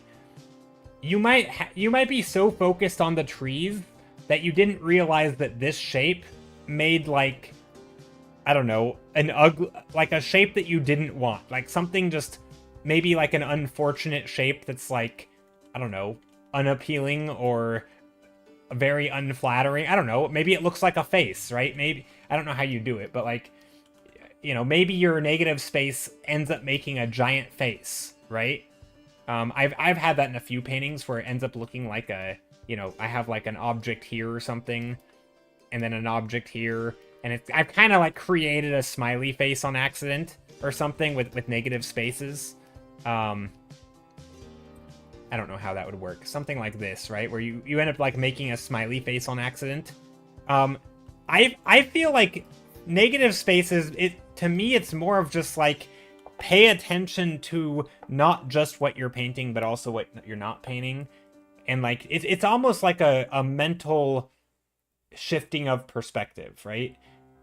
And I think at some point, those two, you start flipping them so quickly that like it doesn't, I don't know, like I'm not claiming that I'm amazing at this, but I do think that I flip between negative space and non-negative space so seamlessly most of the time that, like, you know, me painting this shape is indistinguishable from me painting, you know, these shapes. This is just a background or something that's behind this object. They're all part of my scene, and these shapes matter too.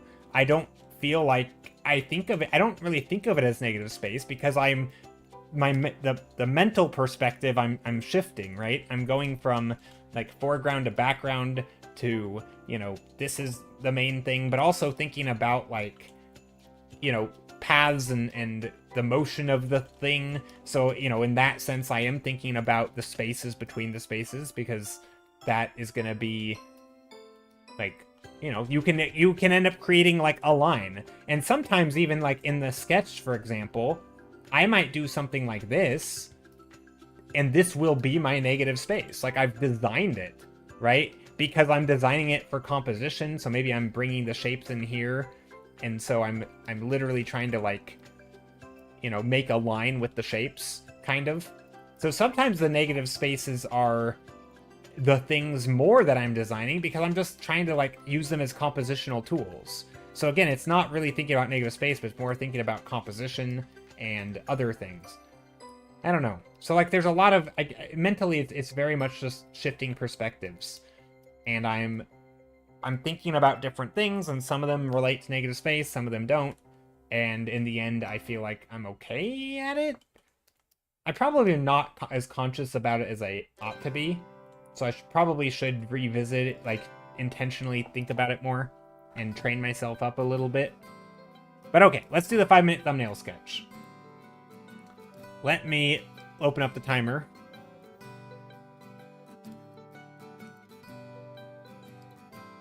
One moment. Where's the timer? Here it is. Snaz. I always forget my timer is called Snaz.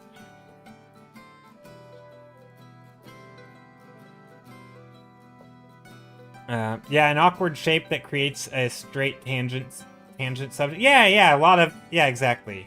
Yep. Yeah, a shape can make a little awkward tangent.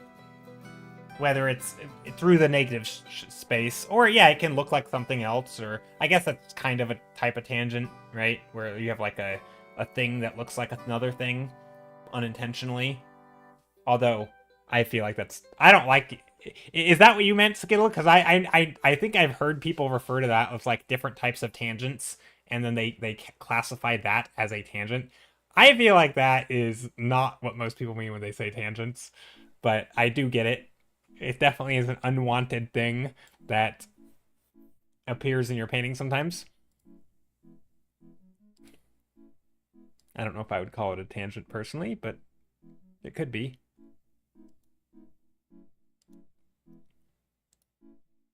Okay, let me start the timer. Okay. Hey, Bray Boet, how's it going? All right, let's start the timer. Gotta paint fast, as it says. Okay, I'm gonna try to talk through my process here. Okay, first I want to paint over here because it's more comfy. Maybe we have a lot of blues, so let's paint with some, I don't know, yellows and greens and brighter colors. Oftentimes I like to put the bright colors at the top, you know, just like sky, sun. But maybe today I'll flip it and I'll do like some brighter stuff at the bottom. And already this makes me think of like, you know, light being cast down on something, right? And actually I made this darker gray here. This almost looks like a shadow. And so what if we just lean into that? Kind of like, I mean, maybe it's the same composition. No, it's not. It's similar to this, I guess. But like already we have, you know, this sort of structure. And I guess not composition, but a structure where we have light up here, light down here, you know. Now I'm going to add a darker color down here just for like some occluded areas. But I don't want to do, I kind of like the high key feeling of it. So I'm going to actually just put very subtle color marking, like mark making. I'm not going to do like a big shape. I think it'd be fun to do just like some subtle little thing. Another thing that I'm thinking about now, because I'm going a little bit more slowly and deliberately, I guess, in some ways, is like the ratio of light to dark and what do I want my scene to be about. I think it would be cool to paint primarily a dark scene because we're so high key that I think it would work really well as like we're looking into the shadows. Everything is very exposed, right? So we can see those nice dark shapes. And so now what I'm going to do is I'm going to fill up some of this bright spot. I'm going to just bring that canvas upward. That way we really are focused in on these rock areas or whatever it is. And all of the nuance in the painting can exist in there, right? And then this is basically just like blown out, you know, white, bright light. It almost doesn't matter what it is because it's not the focus. Hopefully our focus, I mean, we could even just extend these up, right? We could do something like that where we see very little top part, you know, just enough to know that it's still the sky. And then in here, maybe we add, I don't know, maybe another color, maybe some bounce and blue light. I don't know if I like that actually. I'm trying to be picky about my colors right now for some reason. No, maybe we do. Maybe we put some blues in here, mix them in. I'm just afraid of getting too blue in here. So yeah, maybe some cooler colors down here. I do like this lighting. It's kind of fun. So now I'm going to like do some lighting design. Again, is this negative space or positive space? I don't know, right? It's the space between the rocks, which I haven't painted yet. But I'm starting out with the rock, with the lights. So I kind of feel like the light would be the negative space. Because once I start painting the subjects, that's what you're going to think about. I think of the light as this main subject. And so that, like, I don't even know, right? Like, this is what's hard for me is because a lot of times the things artists think about, like the shape of a shadow, is the negative space, right? Or the shape of the light, right? And so because that's the negative space for a normal person, it's like, I don't know. Also, we have a minute left. There's no subject matter yet. Not really. I do like a big, you know, I do like these caves. Cave shapes or something. Maybe there's like a little cave here. A doorway.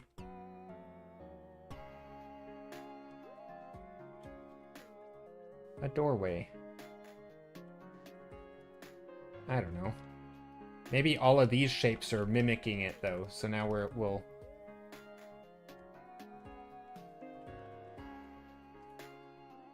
There. I wasn't originally going to go that direction, but... 30 seconds left? Okay. Now we're going to add a little character. Plopping them in.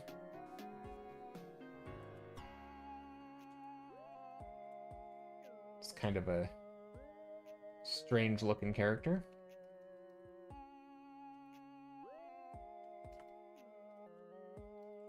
Maybe we'll give him a little bit of a darker pants. It's a little bit, just a little darker down here, just so he's...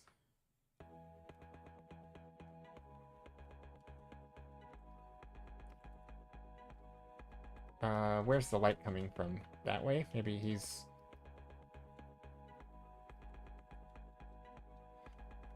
I don't know. Maybe this way. I'm not really sure where the light's coming from. No, wait, shadow's the wrong direction. This way. Because I made him the back of him dark.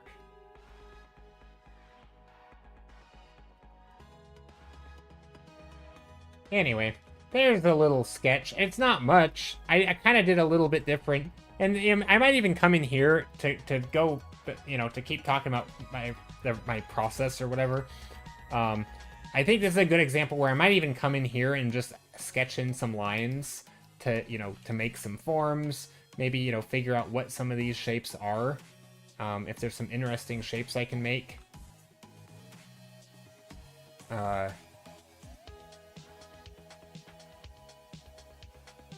if there's some interesting shapes I can make, then maybe I think about those a little bit.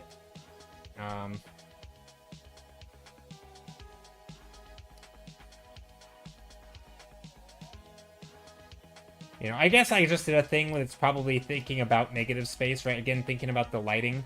I did it more because of like I wanted to make a vignette in the painting. I didn't want the light to go straight to the edge.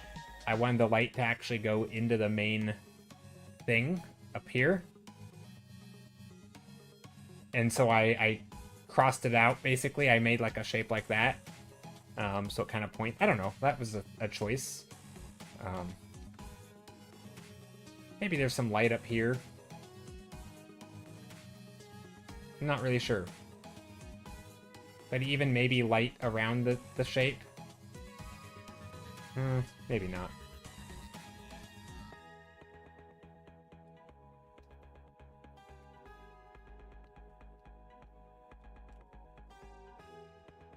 Trying to make some repetition.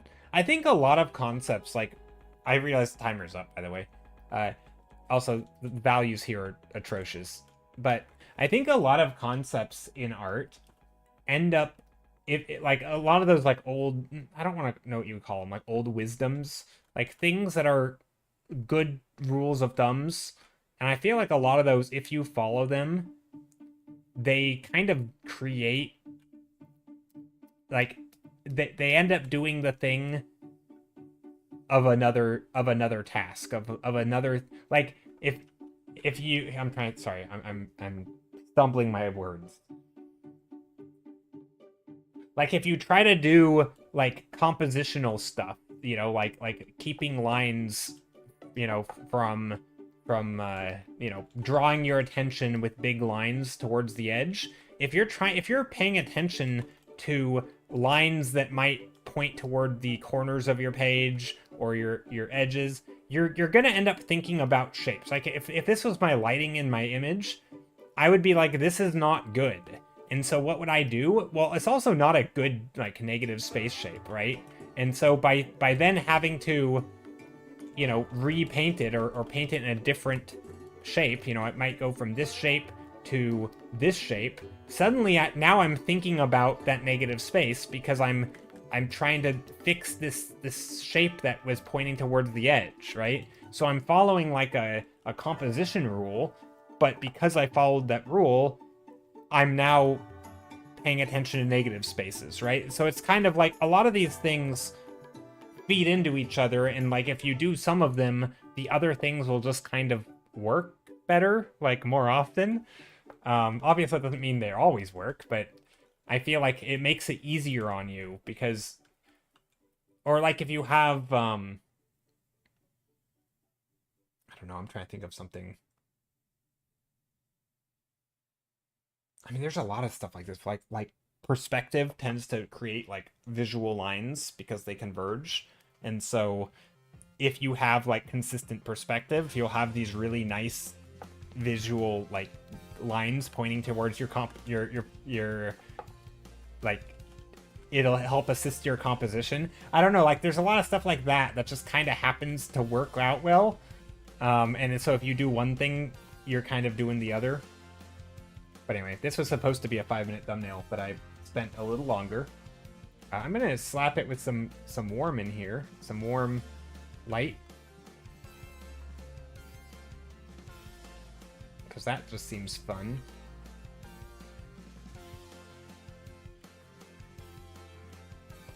Somewhere in here, maybe around the edges.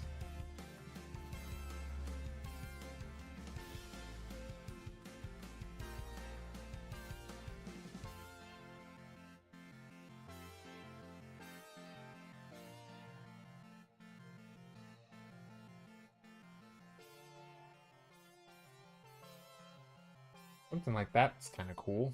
Anyway, there we go. There's a 5-minute, totally 5-minute thumbnail.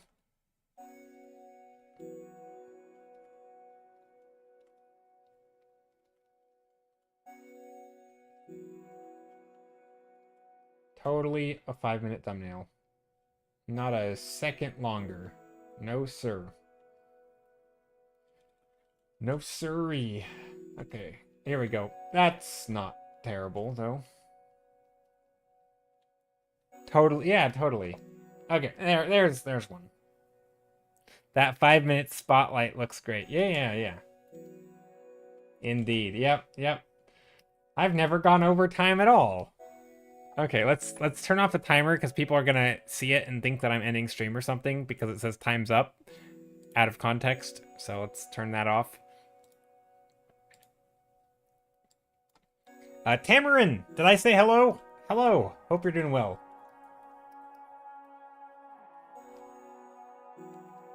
Did we really only do 2 thumbnails today and we're almost 2 hours in? Because this one wasn't, we didn't do that one today. Now let's do another quick thumbnail. You know what, I'm gonna turn back on the timer. Let's do another thumbnail. That one didn't count. It wasn't a real 5 minutes. Okay, we're gonna start another. Okay. Let's flip it so that I can paint right here. Okay, let's go. New thumb. Oh wait, I don't have chat up. Let me bring back up chat. Okay, there we go. Let's put in some orange. Ooh, that's kind of orange. Red. Also, let's see. Some purples. Heck yeah, value for my redeem. Yeah, 2 for 1, right? I like to give people their money's worth.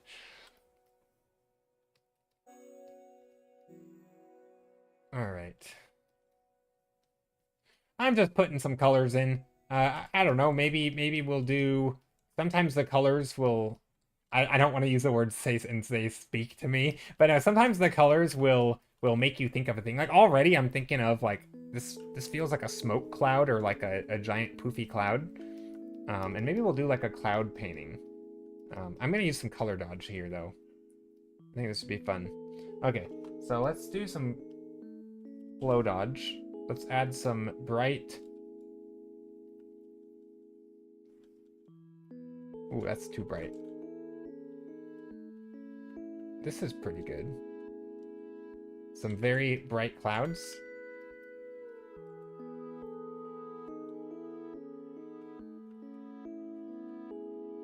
Is that what this is?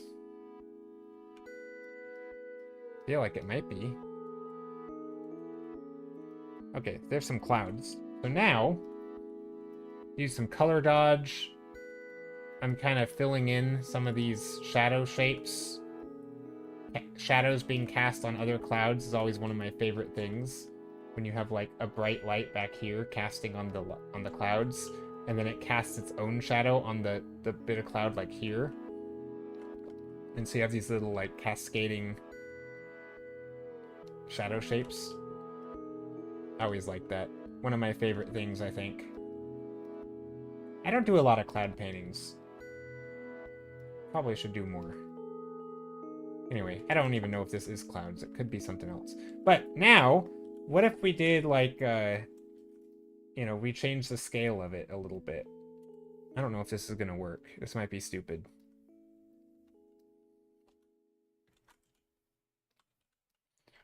Don't know, might be stupid. But it might also work.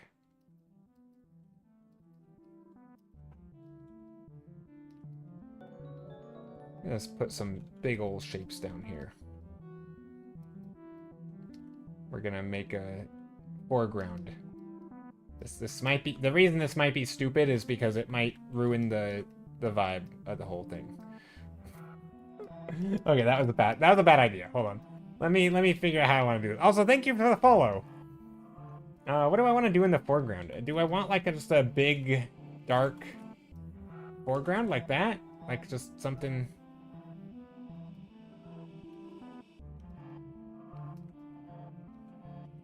No. I mean, we could put the light back here, like underneath the clouds.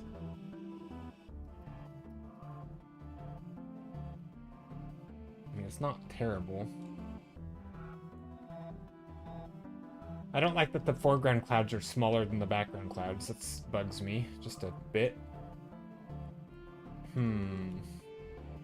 Maybe we don't go that direction. Maybe we do something totally different.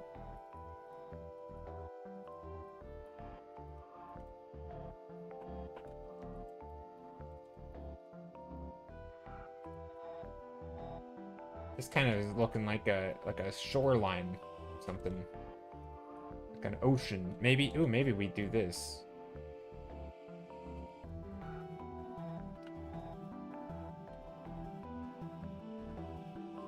Shapes back here.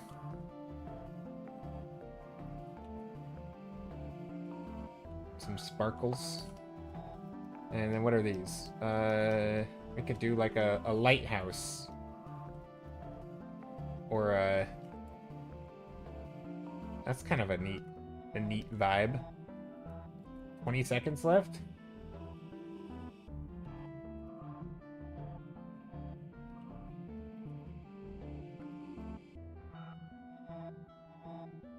I mean, that's the start of something that could be cool.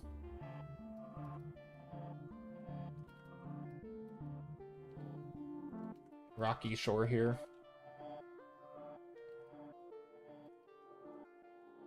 Kind of interesting. I mean, some sort of castle or lighthouse or something. Doesn't have to be a lighthouse, but it could be something like that. Very something intimidating. No, that's not the right word. I don't know. It's something. Don't know what it is, but these super dark shapes certainly do something. Storm cloud vibes a little bit. Yeah, not sure I like it. The colors are cool though. I think the colors are cool. In fact, we could do something like this. We could take this painting. That's something I like to do. Just do some iterating. You take a thing that you've already done. Well, not that. You know, let's merge these together. So I can copy it all. Paste it there. And then just basically continue on it. So the 5 minutes is up.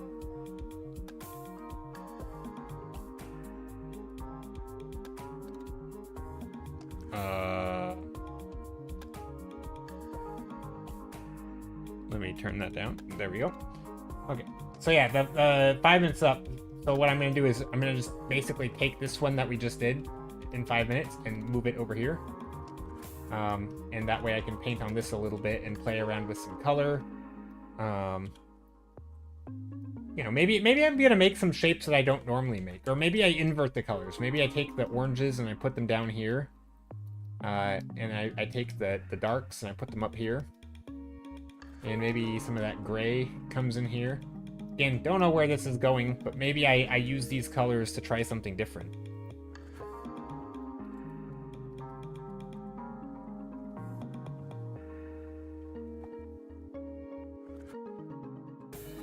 Hello! Oh, Tamron said hello, hope you all having a nice weekend. Oh, I'm having a great weekend.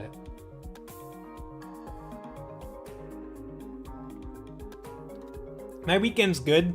I have been playing a bunch of a video game called Teamfight Tactics, which is basically like a League of Legends spin-off game, one of the many. And it's not at all like League of Legends, but it's like a, I don't know what genre you call it, auto chess. It's not. It has nothing to do with chess. I don't know what you call it. It's one of those like strategy game, like team builder game things. I don't know what you call it. But anyway, it's I've been playing that a lot, and I think I stayed up too late last night playing it, and then I didn't get enough sleep today, and then I played some when I got home, and so I didn't actually take a nap before stream, so I'm kind of tired. My eyes kind of hurt. I probably need to blink more, because my eyes are like drying out and they're sore. So yeah, just too much gaming, too much staring at my screen and reading small numbers, and small text. Yeah, probably not good for me. But other than that, my weekend's really good.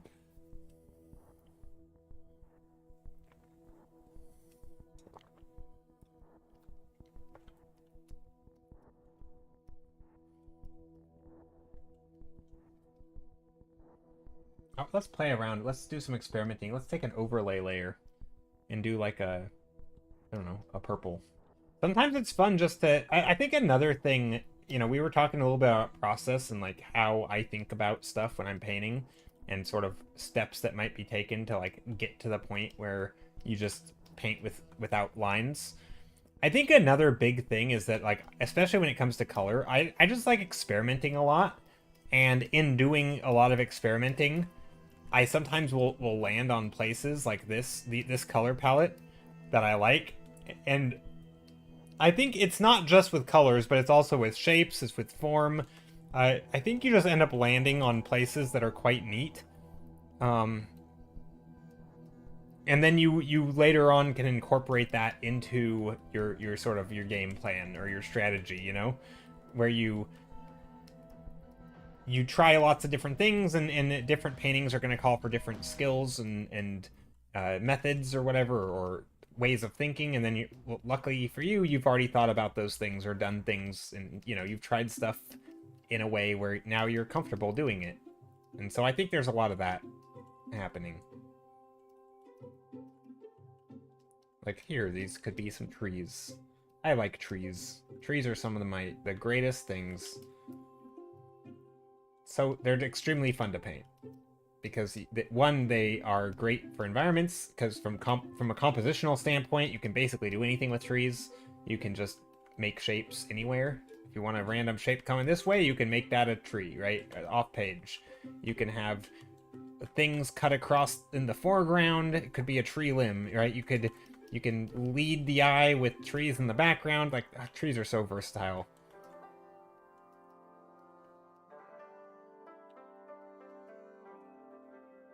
Ooh, I like this idea. And then the trees are casting shadows.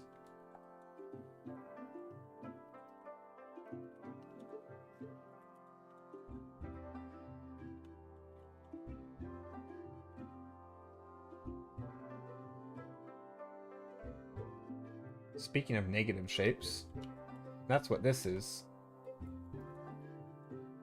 Negative shape design. And then here... Am I still live? I don't even know if I'm live. My stream is struggling, I think. Also, this is too bright. Maybe that. Hopefully my stream is still live. I don't know.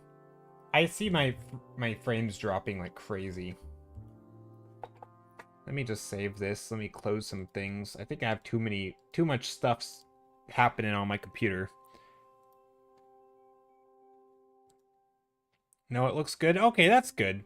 I'm glad it's working out still, because sometimes I wonder. Let me just double check. Does anybody redeem stuff? No.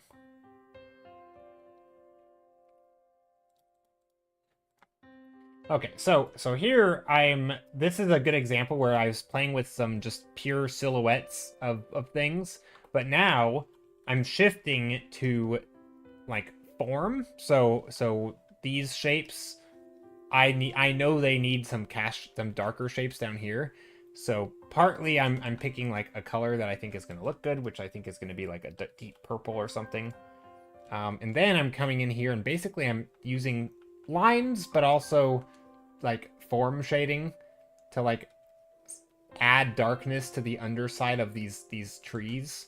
So again, kind of using that same skill I was just talking about where I have like a big blob, right?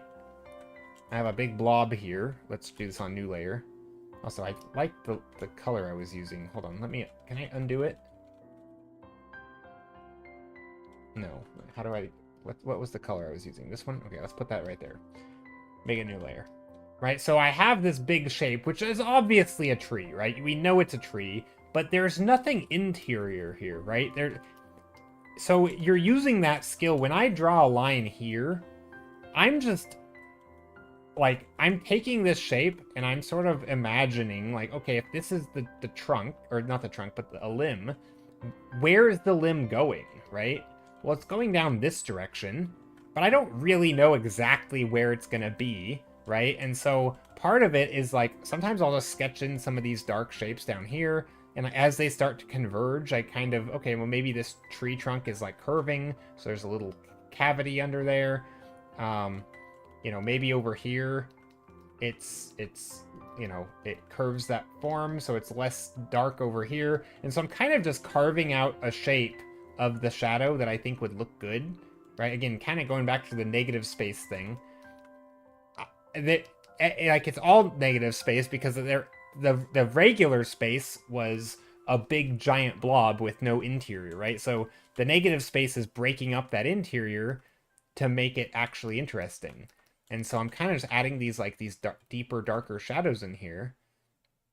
And yeah, that's kind of like, and so it's kind of this skill, right? Where you started with a big blob, but then you had to divide the blob up in a way that, like, okay, what if this was a shape here and it went this way, right? You're kind of, you're sort of adding form to the interior of the blob to turn it into something different, right?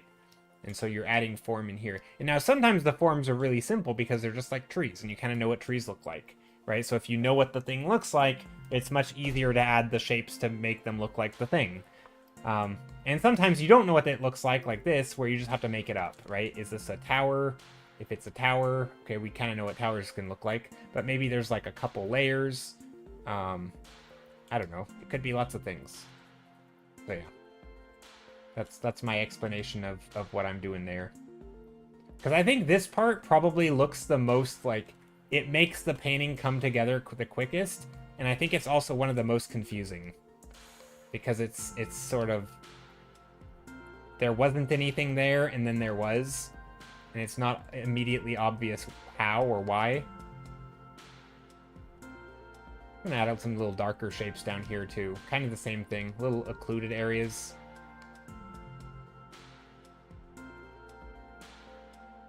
I don't know what this stuff is, but I feel like it's gotta be dark. You know, like a little tree hollow or something. Little dark shapes. It could be like an autumn. This painting has autumn colors, so I might come in here with some of these occluded areas and make shapes, like negative shapes that are gonna look like leaf texture, so like the in-betweens of leaves, so that the main shapes, so like these shapes now could be leaves, and we could do some little like twigs and sticks and stuff that are gonna look like little leaves sticking up, little leaf shapes. And maybe some of them we would draw the full leaf, but probably not. We're probably not gonna draw any of the full leaves. Just texture on the ground that kind of looks like leaves. And then same here, right? Maybe I come in here, and these shapes on these silhouettes, just the little shapes that are going to look like leaves. So that when we see it, we're like, yep, those are leaves.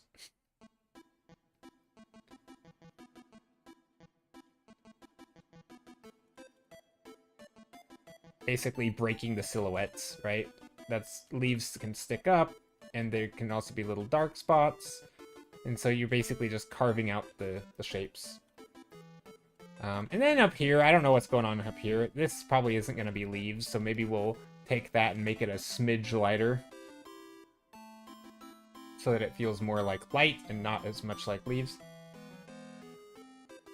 Actually, this kind of is cool too.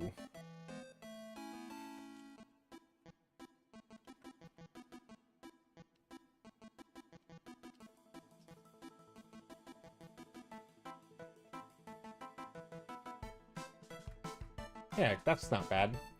Let's see. So yeah, very weird leaf, like a tree area. Lots of trees. Some big trees back here. Maybe this is what we work on till the end of stream. I could see myself really getting into this painting.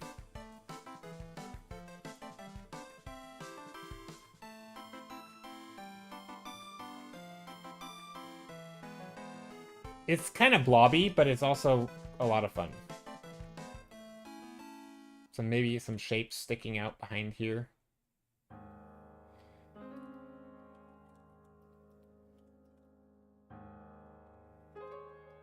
I don't really know what's happening with some of these shapes. Which is kind of disappointing because... yeah, it's disappointing because I hadn't planned out these forms very well. I do like the colors though. Okay, this is my quick hydrate and blink break. Hydrate those eyeballs. My eyes need hydrating. They are very dry.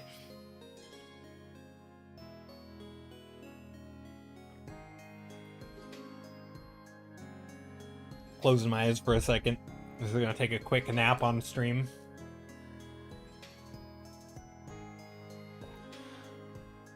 I don't want to hurt my eyes.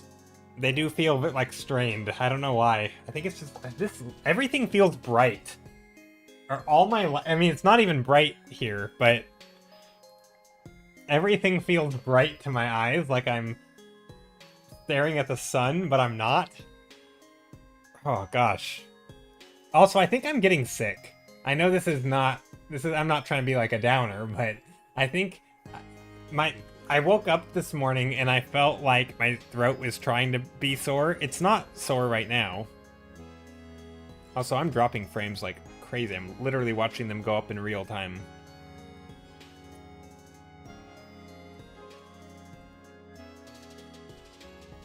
But yeah, I think I'm getting sick. It sucks. I don't want to be sick. Man, I'm trying to figure out what I want to do to this. Okay, here's what I'm going to do. We're going to work on this painting till the end of stream.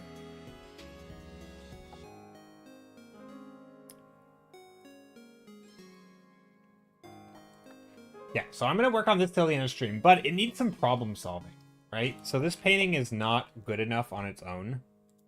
It has issues. Oh, not a BMP. What is that? I don't even know. Okay, there we go. Don't mind me as I just make a new file. Rename it. There we go. Okay, I've saved this. Now I can crop it a little bit. I think what I'm gonna do is just crop my whole painting. This is extremely small, so this is only 900 pixels wide. I just want to play around here for a bit. I can always go back to a previous version, but this is... I do like it. I like the idea that there's like this cascading perspective. You know, this is the foreground. I'm not sure about this tree. You know, what do I want? Whoop. Uh-oh. There we go. Like, I don't know what I want to make the most important part of the image. On one hand, I like this tree part. You know, it's kind of like a... a hollow a little bit, right? It sort of gets a little dark. It's like the underside of a tree. It's kind of a neat little, I don't know, the colors are neat. It is kind of a cool shape. But if that is the thing, like what's happening, you know, maybe we make, maybe this tree is munching down on another tree and these are teeth. Taking a bite out of it. Kind of looks like it. Or maybe these are also teethy looking trees. Very spooky. Halloween. We're Halloween painting already. Halloween painting. Okay, we're going spooky trees. Maybe. Maybe not. I don't know. It does feel autumn, right? With the colors.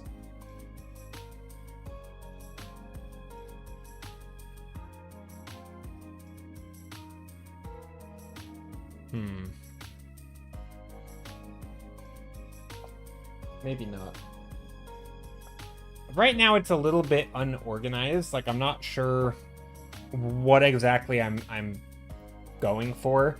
And this is where I gotta make a choice, I think. Like, what's the focus? What is the point? What am I trying to say with this image, right? And not, like, literally, what am I saying? But, like, what is the subject matter? You know, what's the word? Like, what am I shooting the camera at, right? Like, what is the focus? There's a lot of things that could be, right? There's a tree, there's another tree, there's another tree. More trees, there's some leaves, there's some cool lighting, right?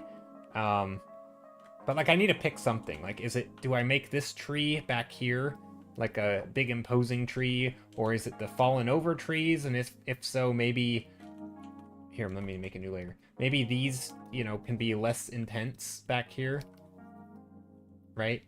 That way where our focus is more on the fallen tree in the foreground.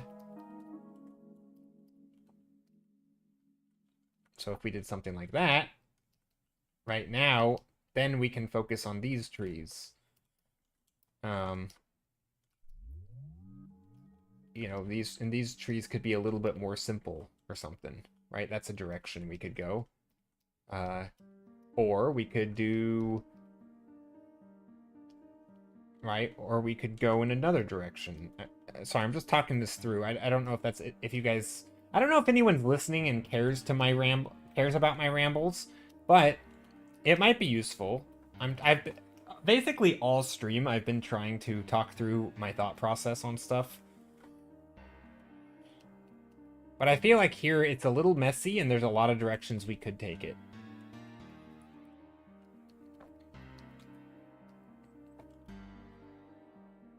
Rant. Yeah, it is a rant. It's a little bit of a rant. I like it, though. I think it could have some use if anybody wants to, you know, because a lot of this started, with some like questions around like how I paint the way I paint, or like process type stuff, like what am I thinking about when I do this or that. And I don't know, it can be fun to try and think about how I talk through things, or think about how I paint. Although I do want to point out, there's always this big caveat, which is like, a lot of this stuff, I am giving you an explanation in some ways, and for some things in hindsight. So like, there are certain things I do. Like I'm trying to think of an analogy. Like if you were to walk up the stairs, you know, you've walked upstairs many times in your life. You don't have to think about it. But if someone is like, how do you know where to place your foot? Right? How do you answer that? Like, you obviously didn't consciously think about it, but also at some point you do. There is like, surely there is if you had to think about it, there would be things that you wouldn't do with your feet, right? Like you could kind of try to explain it. You know, mostly it's for balance, and also you might be looking down to make sure you're not stepping on stuff, and like, you know, you don't want to trip, so it's, you know, like you could kind of give an ad hoc explanation of like how you place your feet when you're walking up the stairs, but most of it's you don't actually think about that when you're doing it. You just walk, right? Like, and that's kind of how some stuff with painting is. If you've been doing it for a long time, you know, certain things, and again, I'm not like this all the time. A lot of stuff, most things I have to think about. But there's definitely some things in art where, like, if you've done them enough, you know, maybe it's a compositional thing, or maybe it's a, you know, painting form, or maybe it's color and light. Like, it could be any number of things, right? Or none of them. But probably some of them, depending on the type of art you do. Some of them probably come fairly easily. You know, like for me, the tools that I use, like the hotkeys and stuff, I don't really think about that stuff. And yet, for someone just starting, they will have to think about that. And so, yeah, I guess that's all to say. I do my best in trying to explain all the things that I'm doing, but there's just a lot of stuff. It's like a big juggling act.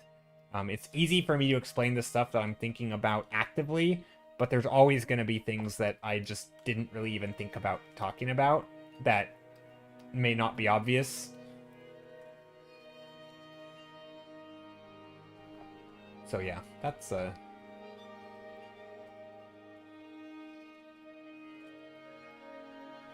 I do like these forms. I don't know what's happening to here though. This feels like just random forms that make no sense.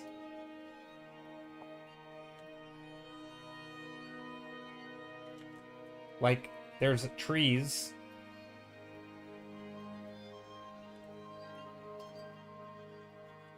But then what's this tree? Why is it here? How is it here? Is it broken? Do we make this tree broken like that? Hold on. Let me undo this. Is this casting a light on this tree? Is it, like, actually raised? Or is it... Do we just extend this and it's going behind it?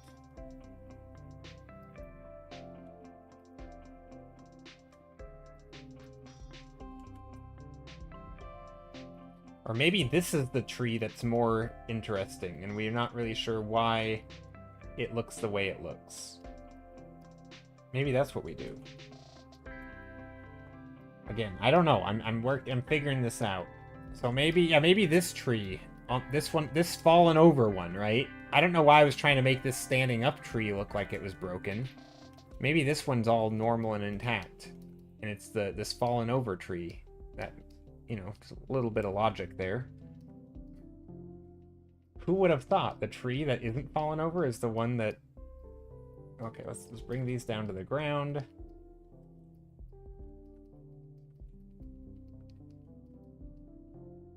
This one is fallen over, so maybe there's like a... Oh, maybe it's chopped. Not like the slang. What is that slang term? Don't people call things chopped these days? I don't know what that means. Is that a good thing or a bad thing? But anyway, this tree looks like it's chopped down. Not in like a good or a bad way, just happens to be chopped. A chopped tree.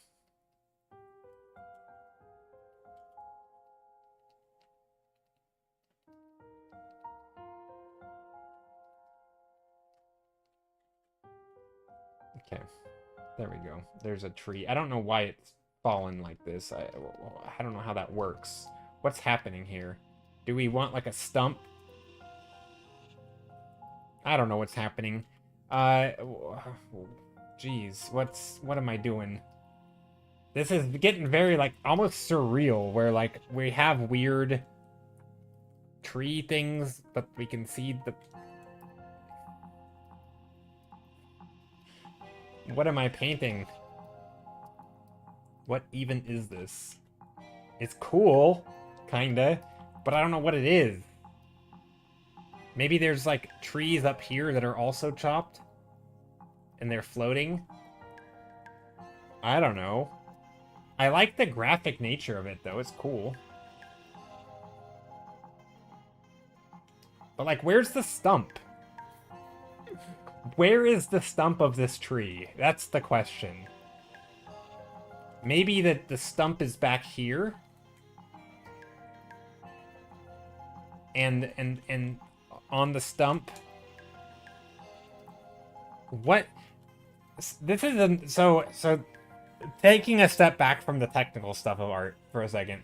This is a good example, I think, of like sometimes there's something that's cool. It's very top down, right? You have a thing that's cool, and then you have to like backwards reverse engineer to make it make sense, because I'm not starting from a place of like logic or reason or structure. It's just purely like these are cool shapes. And so I'm kind of doing this like, I mean, I don't think it's a right or wrong way of working, but I think it's a little, to me it feels a little backwards, because I'm starting sort of at like this, like what might, it feels very like a reverse engineering type thing, because like what sort of situation might arise in which you'd have two tree parts cut but no trunk? Like, are we chopping a tree in the middle of the tree, like ching, with like a sword, you know, like an anime samurai cutting something, and then it falls to the ground? But like, why isn't one of these trees attached to a trunk? Like, how do you cut it 3 times and then the middle section and the top section fall? Like, what are we looking at? I don't know. I don't know what we're looking at, and so I'm trying to figure it out. It's very stupid is what it is. It's just like an illogical nonsense painting. But I like the colors. It could be at the bottom of a lake. What if we were underwater?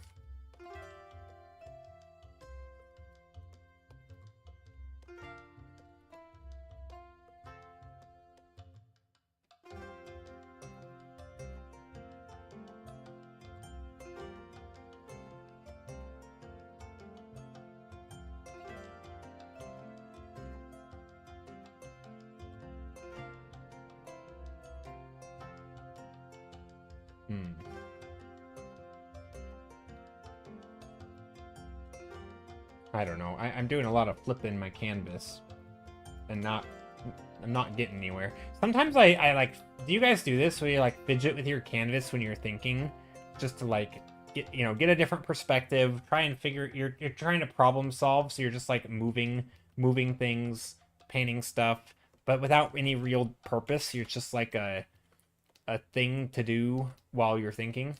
I don't know. That's kind of what I'm doing, because like I'm stuck. I like the shapes, but I think the smart choice would be to take a step back. Maybe we do this. What if this one is still intact?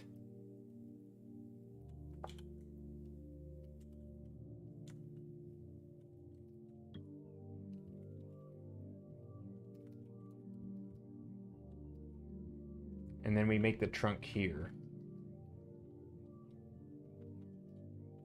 Boom. There.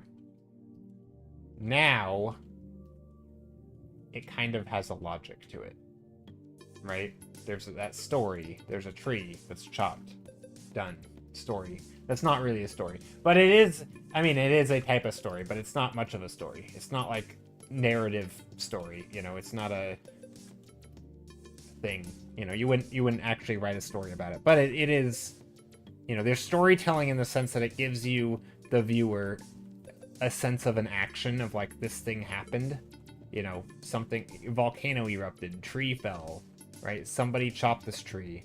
Because it's not done it's not done naturally, because it's clearly like, you know, cut with a chainsaw. And that's something, right? Maybe the foreground of this image is, you know, just like of a tree falling down, but in the background there's like lots of stumps or something, and so there's sort of like, you know, foreground is like, oh, look at that cool tree, and then background is like, oh, there's a whole lot of, you know, there's a whole lot of trees falling down or cut down. Pavik says, arrived to watch pretty pictures. Well, I'm glad. Thank you for arriving. Thank you for being here. I very much appreciate it, and everyone lurking, thank you for being here. Whether you're on the YouTubes or the Twitch. Yeah, no, I like the colors here. I'm really having fun with it.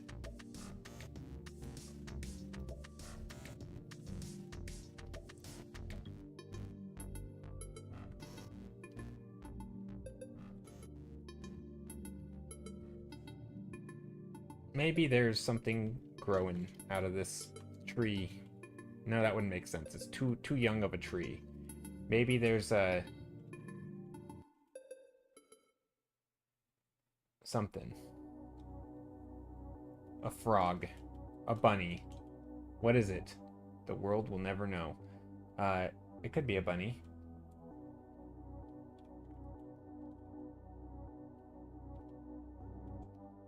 What animal is that? Name that Pokemon. No, I don't know. Hold on. Let me back up. I don't like undoing like that, but okay. We have an animal here. It needs to be a chunk or whatever it is. It's gonna be just a plump animal chilling.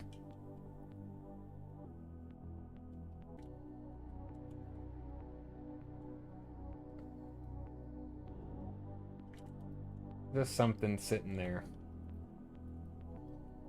I feel like that's just it, that's what it needs. Just something with big old teeth. Like it's the thing that chopped this down. Obviously, that's not how that would work, so that we're not going to do that because this shape would not be that shape.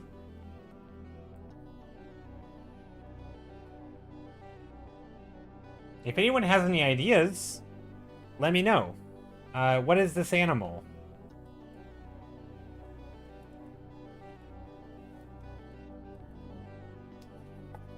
I want to know. Is it a dog? Is it a bunny? And not saying, like, what is this specific animal, because I can change it, right? So I'm just going to make a blob. What animal is sitting right here? Or standing?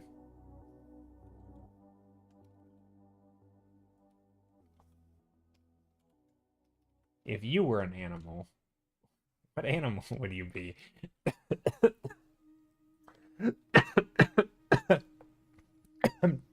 I'm okay.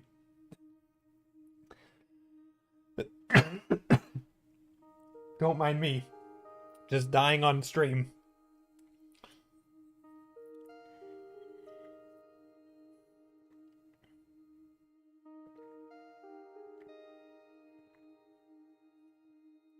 Okay, I'm good. I swear. What if this thing is pissed off because of the tree, and looks back in camera, aka who cut the tree, with glowing red eyes? Maybe. It's possible. No, a squirrel? It could be a squirrel. Squirrel's good. That's a good idea. I inhaled my saliva. Ugh. I mean, I'm saying ugh, but not really. It's more just like it made me choke, and then my eyes are now watering.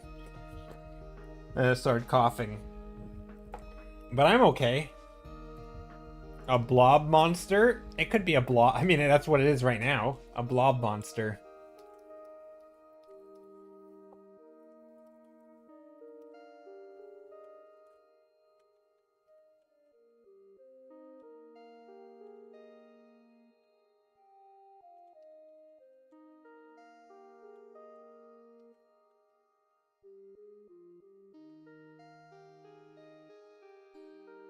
Maybe there's some fun shapes back here, too.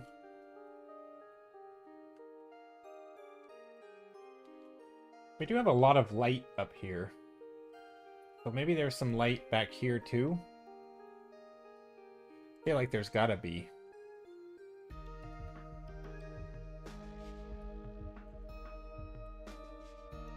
Speaking of negative shapes, that's kind of what we're doing now, right? I'm painting the light. And I know the light isn't strictly a negative shape, but I feel like when you're designing light for things like composition or, you know, adding light on something that didn't have it previously, there's a lot of, like, designing the shapes to just make them look appealing but also to do the thing that you want them to do. So like guide our eye downward into here. Maybe. An owl, maybe. True. Could be a shape like this. Yeah, an owl would be a good suggestion. Or is this a good suggestion? Yeah. I think an owl would work. Sorry, I'm a little tired. Yeah, an owl would definitely work. I kind of like the idea of that. Okay, hold on. Let me talk through this. Sometimes for things that require like a logical way of thinking, it helps if I just like talk through it. Like, okay, where is the light coming from here? It could just be straight down. But then we wouldn't have this, so I'm thinking it's like back here. Which means if we have the light coming through here, right? So like, let me draw this the best I can. So if this is a cylinder, right? It's going through this way, right? So they're a little bit foreshortened, kind of tilted towards us, but also coming towards us, right? That's kind of how I imagine the light. So we'd have the shadow like here, right, on this thing. But because of that, here's the branch. So where's the light, right? Where's the shadow? Well, the shadow would be like that, right? And the light, you might get a little bit in this edge, right? And so here, we might get some light here, but like most of this is going to be in shadow.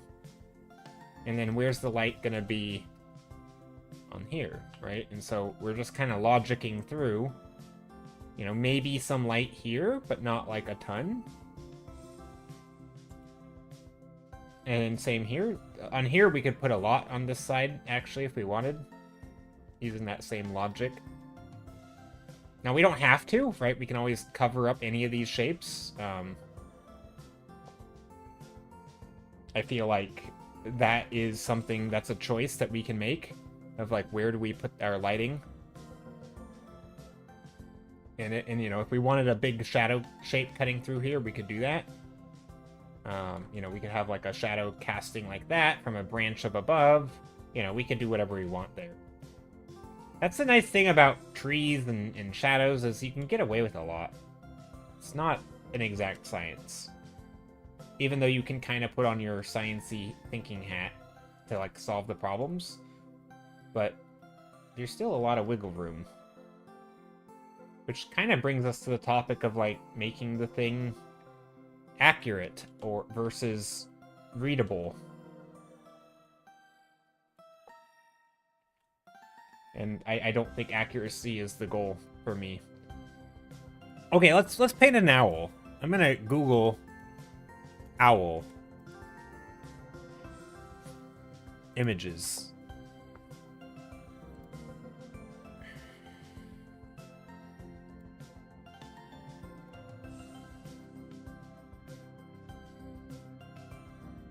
Yeah, so I've been dropping frames steady all stream. I think my internet quality has just degraded. Could be a computer issue. But my computer's been working great, so I don't know. So we got an owl here. There's an owl for a reference. I don't know if I can't see its feet, so it's kind of annoying.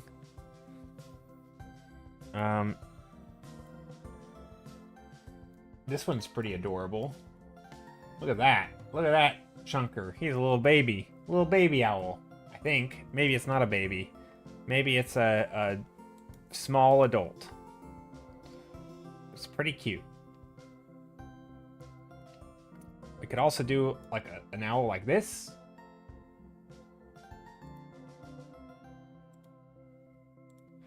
Couple different options. I don't know. This one's fun. I mean, we could do something like that, right? Although I don't know how they would sit.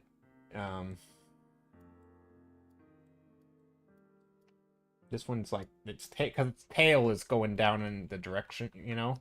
And like, if this were an owl.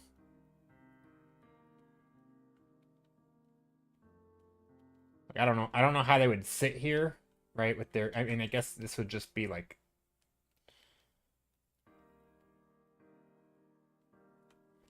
that. Would I want to put the tail off like that and just make it massive? It's a gigantic owl. Oh, I'm on the wrong layer. Cut. Paste. Yeah, I think... I don't know, that owl is massive, if that's an... I don't think that's the way I want to do it. I mean, it would be pretty cute, probably.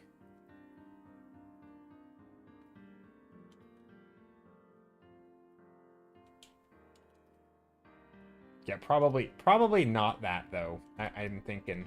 Let me undo this. Let's. This is a cute shape too, because then it's at least more bird shaped.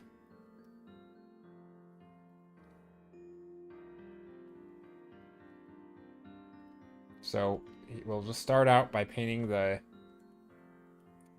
and then we're gonna start out by making our silhouette.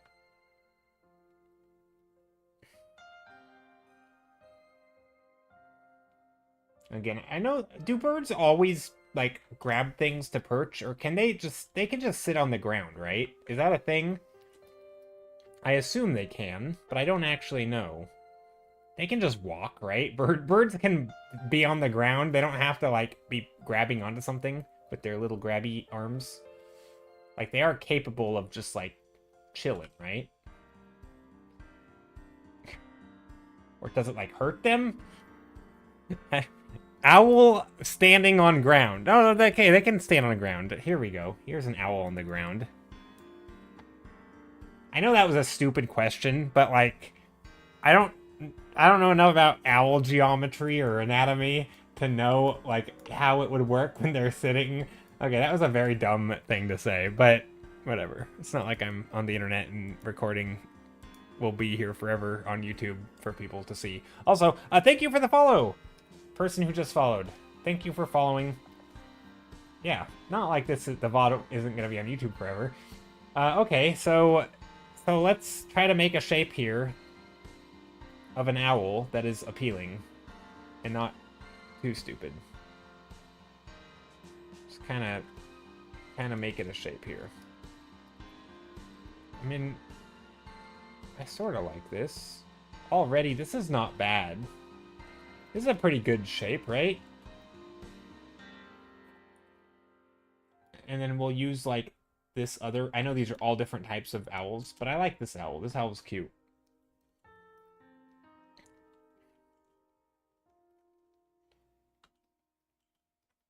We're just going to add some form. Again, our lighting was coming from this direction, so maybe we'll just light him from the other direction with our ambient light, and then we'll do like a... If we want direct lighting, we can do that, right? But I don't know if we want that. Yeah, actually, it would be kind of cool if we changed the lighting entirely and did like a... Like the owl is seeing his own shadow here. That'd be kind of neat. That's some fancy schmancy stuff. I don't know if that's a good way to do it. I don't really want to do that because I don't want to light the owl from the back. That's kind of dumb looking, because like generally the rule as a super general rule is like, you don't, if you're gonna light a subject, you want to like light it so that, because like you're gonna look at the light, like that's kind of a right? It's sort of creating a focus, and it's weird when that focus is like on the outside of the image. I feel like typically you would want to light the insides of things. Like if I were to light this tree, you wouldn't want to put the light here, right? I mean, you could. But if you were to light the tree here, like it's on the inside of the image, right? It's kind of like with a character. Like if you're going to put a character here, you wouldn't want them facing that way. You'd want them facing this way, right? Or if you were to put a character here, you'd want them facing that. Generally speaking, unless you have a reason not to, I just feel like it would be weird to want to put a light there. Unless like maybe you had a big image and you wanted to like primarily have the character in the shadow, and then you just did like a little bit of like a rim light or something on the edge. Anyway, so I'm gonna just ignore the light entirely and pretend it doesn't exist. That's my decision. There, we're just painting this exact thing. A little bit of an owl study. Except not really, because I'm kind of changing stuff. Or probably. We'll see. Also, I don't know how feet work. How do owl feet work? Let's go back to the other owl, the one with feet. There we go. Let's see how its feet work. They kind of look like they're wearing boots. I don't know why. Don't owls look like they're wearing boots? Also, this is a very low-res image, by the way. Just letting you guys know. I'm painting on a canvas that is only 900 pixels wide. Not for any reason, just because.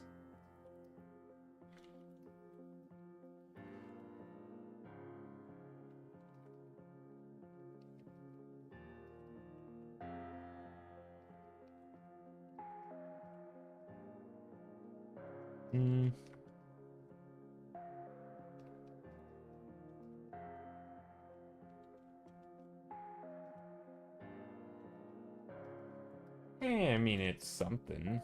I feel like we need more values there. We could do like the snowy owl vibe. Oh, what am I doing? I lost my image. There we go. Maybe we add a little bit of light in here. Just a lighter material for the owl. I don't think I'm actually gonna make this is a hodgepodge of all owls, by the way. This owl's facing our back. Hold on, let's go to the other one that I like. This one. This one's cute.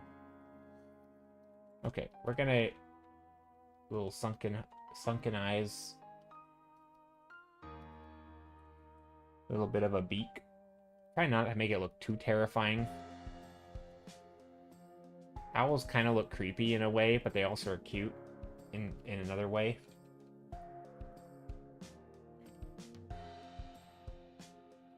Maybe brighter under feathers.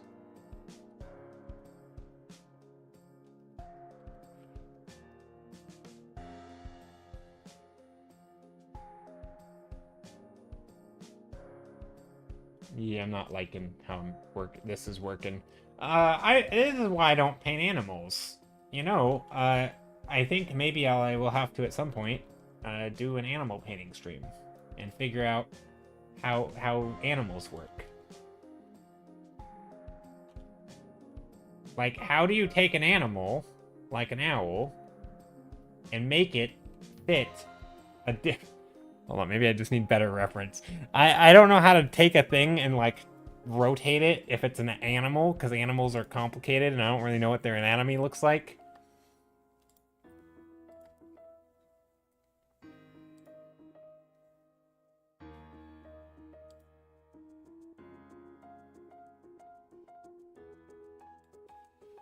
What in the world? See, all of them have perches and their tail is going, like, below the perch. Also, look at this. Look at this. Look at this chunker. I like it. That's a floof ball. I like it. That's a cute one. Also, I don't like the shape of this. I guess we could just do, like, an owl in this pose, kind of. Where he's just looking at the...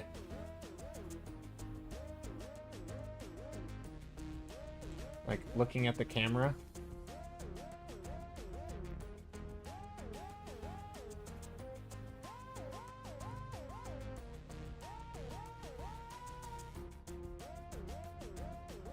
Something like that.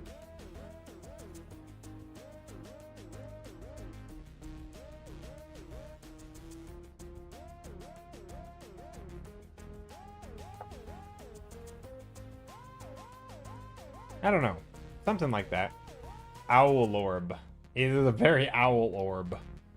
Yes, exactly. Very orb-like creature. Okay, now let's change color. Let's add some light. a little bit of light, maybe some color.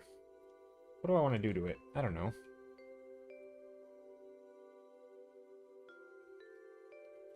I mean, we do have this light, so we might as well use it.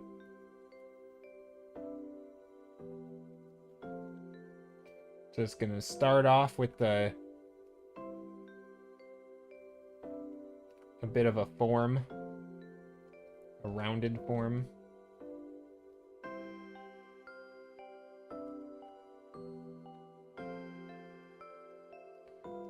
I don't know. I'm kind of just playing around. I don't want to get into rendering. Kind of just playing around.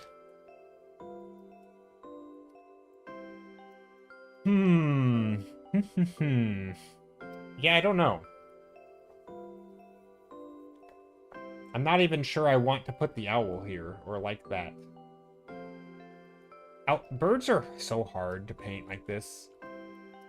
Because, like, if it were like a bunny, something that, like, sits on the ground, or a chipmunk, I feel like this would be infinitely easier. Like a squirrel? Dude, I mean, it doesn't need to be an owl. What? I mean, oh gosh, I don't know. I do like the idea of a squirrel.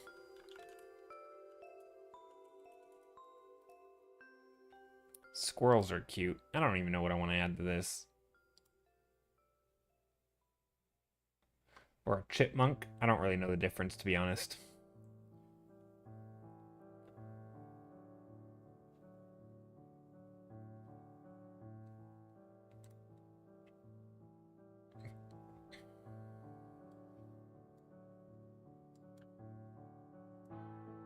Is this a real image? I think it is. It's hard to tell.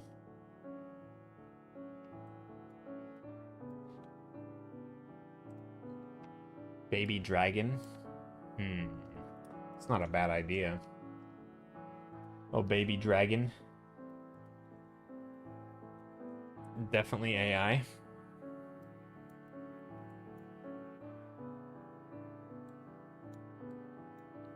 Yeah, I think it might be. It does have random weirdness to it. Yeah, that is, I think you're right.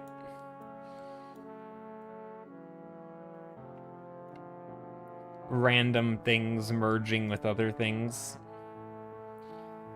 Yeah. What has the internet become? You can't even find just a picture of a thing without it not being the thing that you looked for. I hate it. Why? Why, oh why?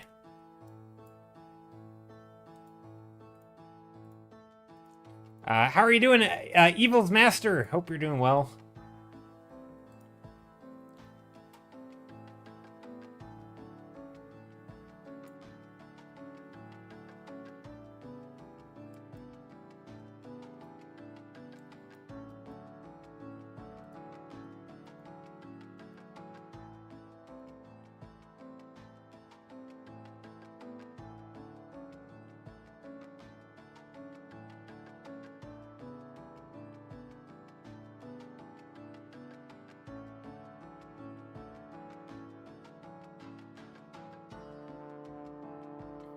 Sorry, I'm just looking for, trying to understand how squirrels work.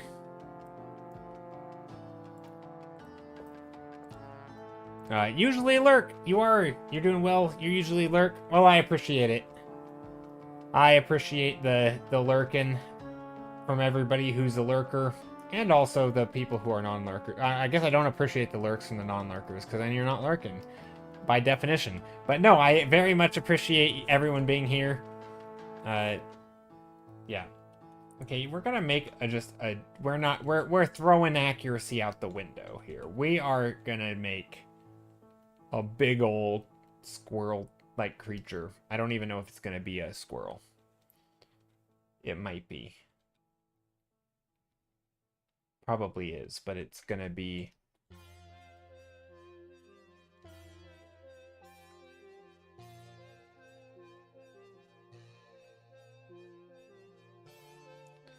a big old creature. a squirrel-like creature. Beaver. A beaver. No. It's gonna be a squirrel, right? It's just I'm just chonking it up. Sorry, my keyboard did the question marks. Oh, no worries. I just thought you were very confused. I thought maybe I said something that was like inappropriate, and you're like, "What? What did he just say?" No. Okay, I see what you're saying. Little hands, grabby hands, grabbing it like an acorn or something. Just doing little grabby hands, as squirrels sometimes do. It's just a chonker. That's all. Kind of looks like a sloth. That's the chonkiest squirrel I ever did see. I don't know what's happening here. I don't know if this is actually gonna be a squirrel. I mean, it kind of looks like a squirrel. It's kind of terrifying. It's so ready for winter. Dude, this squirrel has diabetes. Or, no, not even. I mean, this squirrel is just... He's... I don't know how he's survived. I feel like he is... That was actually an inappropriate comment. But this is... This squirrel has problems. It's not even a squirrel. It looks like part... Okay, this reminds me of the sloth in... Not the sloth. Was it sloths? In Zootopia. Fat plus winter fur. Yes. No, it reminds me of the sloths in Zootopia a little bit. With like the hands and stamping the thing. But like very... I don't know, they look very slow. The whole gesture here. He is relatable. Yeah. Also needs ears. I don't know what's happening here. What is happening with this squirrel? I don't know. We need the front of the squirrel. There is no, like, legs. Legs should be here. Feet should be here. Another foot here.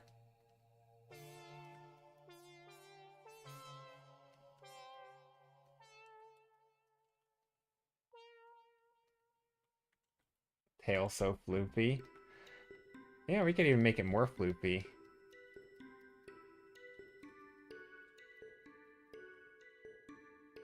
I don't quite know if this is a good choice. I feel like he's not sitting up straight, right? Like, shouldn't he be like this?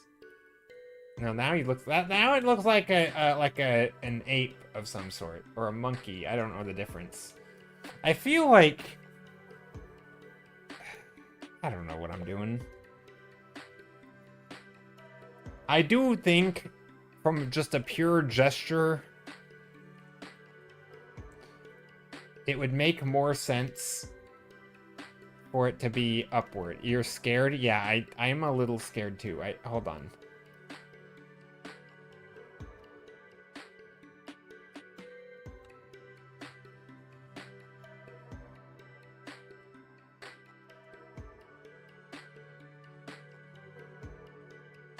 Because here, I'll give it ears. There, now it looks like it's inquisitive, right? It's like sticking its nose up.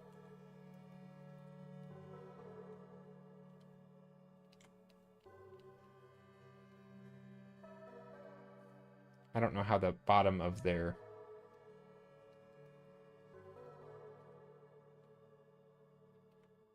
And I realize I'm just painting in like monochrome right now, but...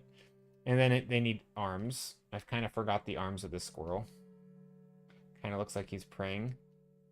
That's true. Squirrels sometimes do look like they're praying, don't they? Or like they like clean their hands. Or whatever they're doing. Love the action here. Thanks. I appreciate it, Pavik. Flying Fox says, I'm scared. Yeah, I mean, earlier it looked a little terrifying. I think this is better now. I think I've solved some of the problems.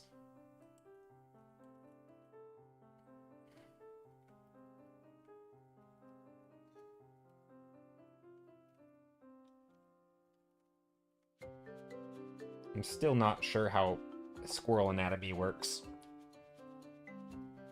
I think we could put little feet here. I don't really want to paint, like, the toes, you know? Like, because I'm not getting that granular. But we can probably add a little bit of gray here.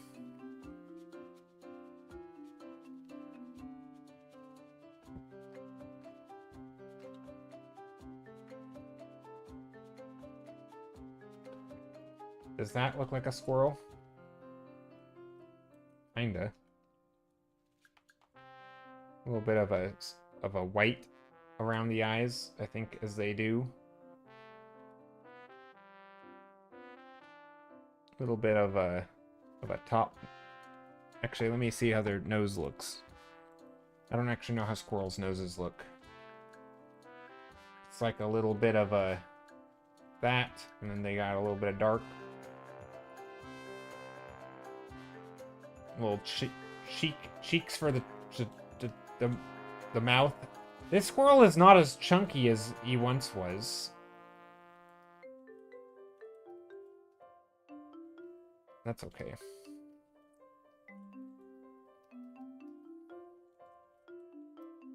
Now, the question is, do I want to put a shadow in here? Went to the gym? Yeah. Yeah, this would... So, we could go like this. And light the squirrel. Or we could just keep him in the shadow. Or we could do some of him in light, like this.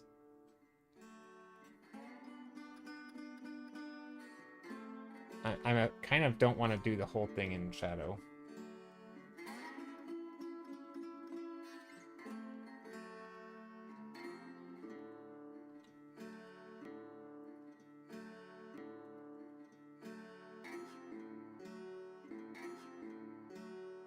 I mean, also, if this is the back of the squirrel, you'd have...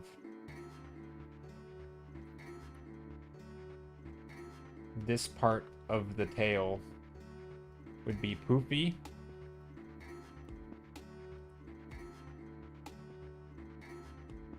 Actually, I don't know how this works. I think like that, right? Like... I don't know.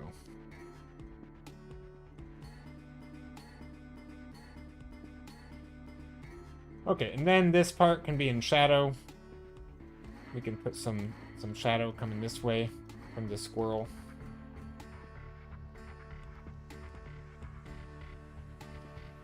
And then here we can do a little bit, like I was saying earlier, we can put some shadow. Because it would be fun. I always like having cast shadows on other things, like one object affecting the other object. A little bit there. Yeah, I don't know. That's something. Well, that's something. Whether it's a good something or not a good something, I don't know. Also, I'm painting on like 900 pixels, so it's a little bit pixelated. Hard to zoom in. I mean, I can't zoom in, literally. It's you just can see the pixels if I zoom in.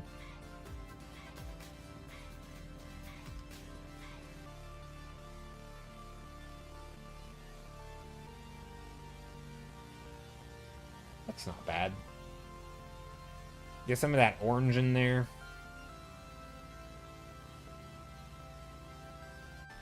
This is the lowest resolution image ever.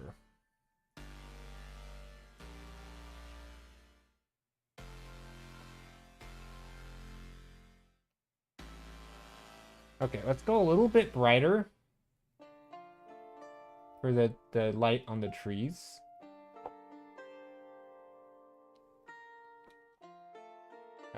This trunk makes no sense.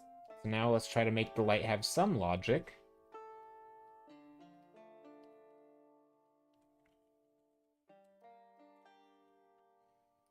Some logic. Just a bit. Just a bit, a wee bit of logic here, where the light kind of makes some sense. So if we have light coming from this direction, we can put a little bit of light here. A little bit of light on him. Just a tiny bit. Touch there, here and there, although tail's getting most of the light. I don't want it too much there, though. Artistic liberty and all that. We could probably put some light down here, like a little dappled light bouncing around somehow. Because it does make it cool. It makes it neat. Background here, we could probably put some little sections of light on the ground. Off in the distance. Little smudges here and there.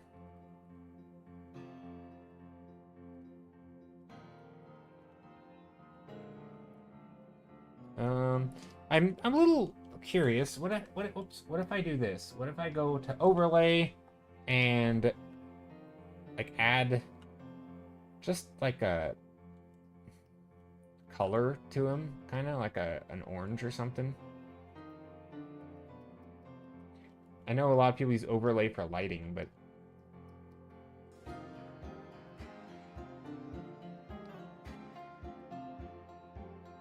a purple chipmunk or squirrel, don't actually know the difference. I googled squirrel, so I'm going to assume this is squirrel. Maybe it's yeah, maybe it's purple. That way you know it's a magical squirrel.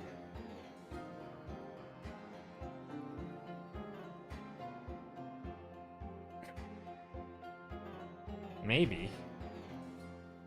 Storytelling. Purple animals. There's something going on there. So it's like, ooh, that's a choice. There must be something. There must be a reason. Hi, how are you doing today? Asks the RHL 25 on YouTube. I am doing well today. A little tired. But we're just painting. We're trying to figure out what the heck I want to do with this thing.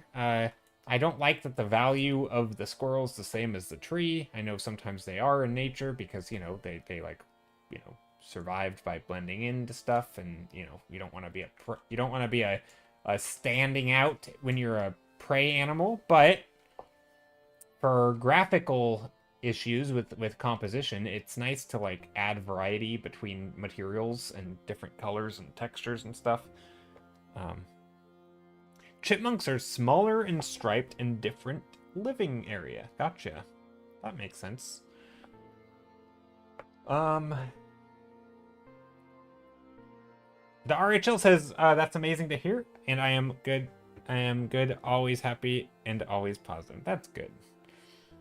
You wanted to ask me 2 things. Fire away. I'm happy to answer questions. Although, be warned, I might ramble about the question. I might ramble about the answer. It might take me a while to get to the point.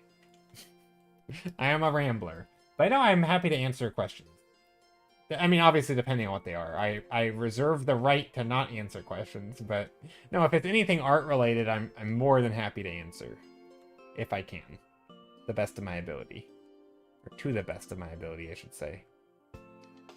Anyway, I kind of like this. We're adding a little bit of distance back here. Just little horizontal lines. One of my, like, a thing I always do if I need to add depth is you just add, like, horizontal lines that get progressively closer in the distance.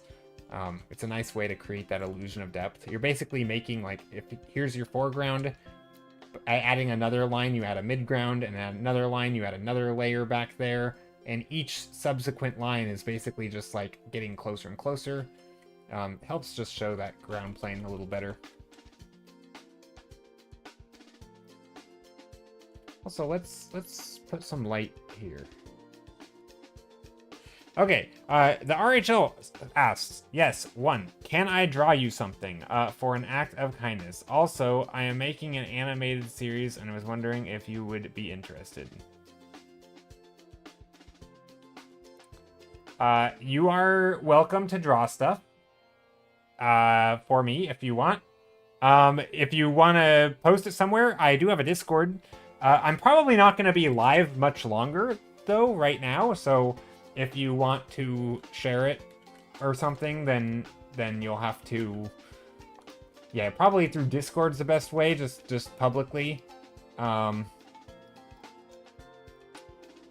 yeah, you're always welcome to...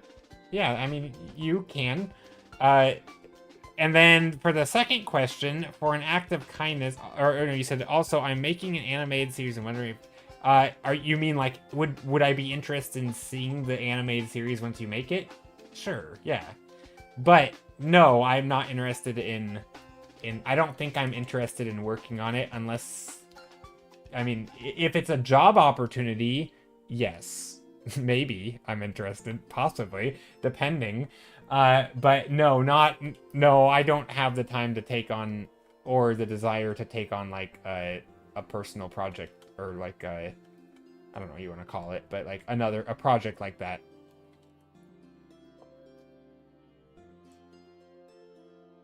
Yeah, the squirrel needs some help. He's a little blending in. I don't know, not quite happy with that.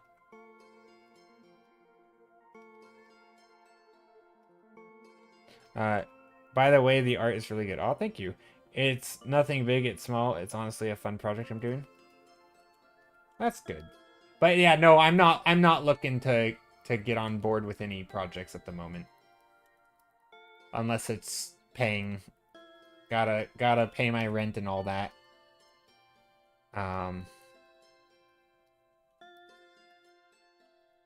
But yeah. Okay, I don't know what I'm doing in the background here. I think I should have spent more time just like making the shapes interesting, but I guess I can do that now. I can come back in here and just, you know, little negative spaces, you know, as we were talking about earlier. Little spaces in here. I don't know if that's too much, but maybe it'll, I think that'll work. Just little tiny triangular bits of light.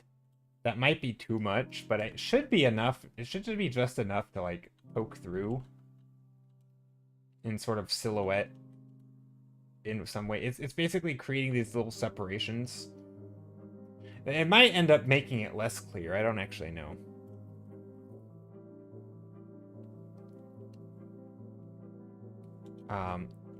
The RHL says, okay, I respect your opinion, and sure, after it's done and once it's made, it definitely see it. Also, sorry for being rude. No, I wasn't rude. No, I don't think you were rude. You asked questions, and that's fine. Yeah, no, that's fine. I just didn't really know how to answer them. Also, even the first question, I didn't really know how to answer. Like, can you make art for me? Yeah, I mean, I don't, like, yeah, you can paint stuff. I mean, I'm always flattered. Like, somebody made some fan art of me once, and I was quite flattered. I didn't really think of it as them making it for me, though. It's more of like, you're making it of me. I don't know. I never know how to respond, because like I guess I'm just not typically someone, like, when I think of people making art for me, I don't really know what that means. Like, I get like as a present, like, I don't, what do I do? I mean,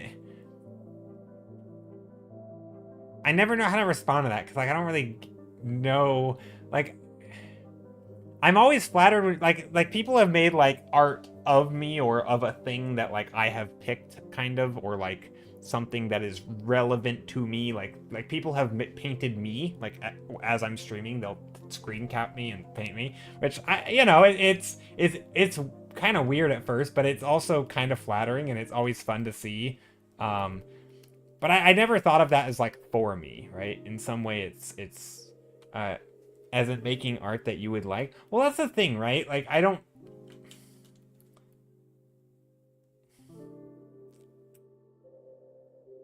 never know.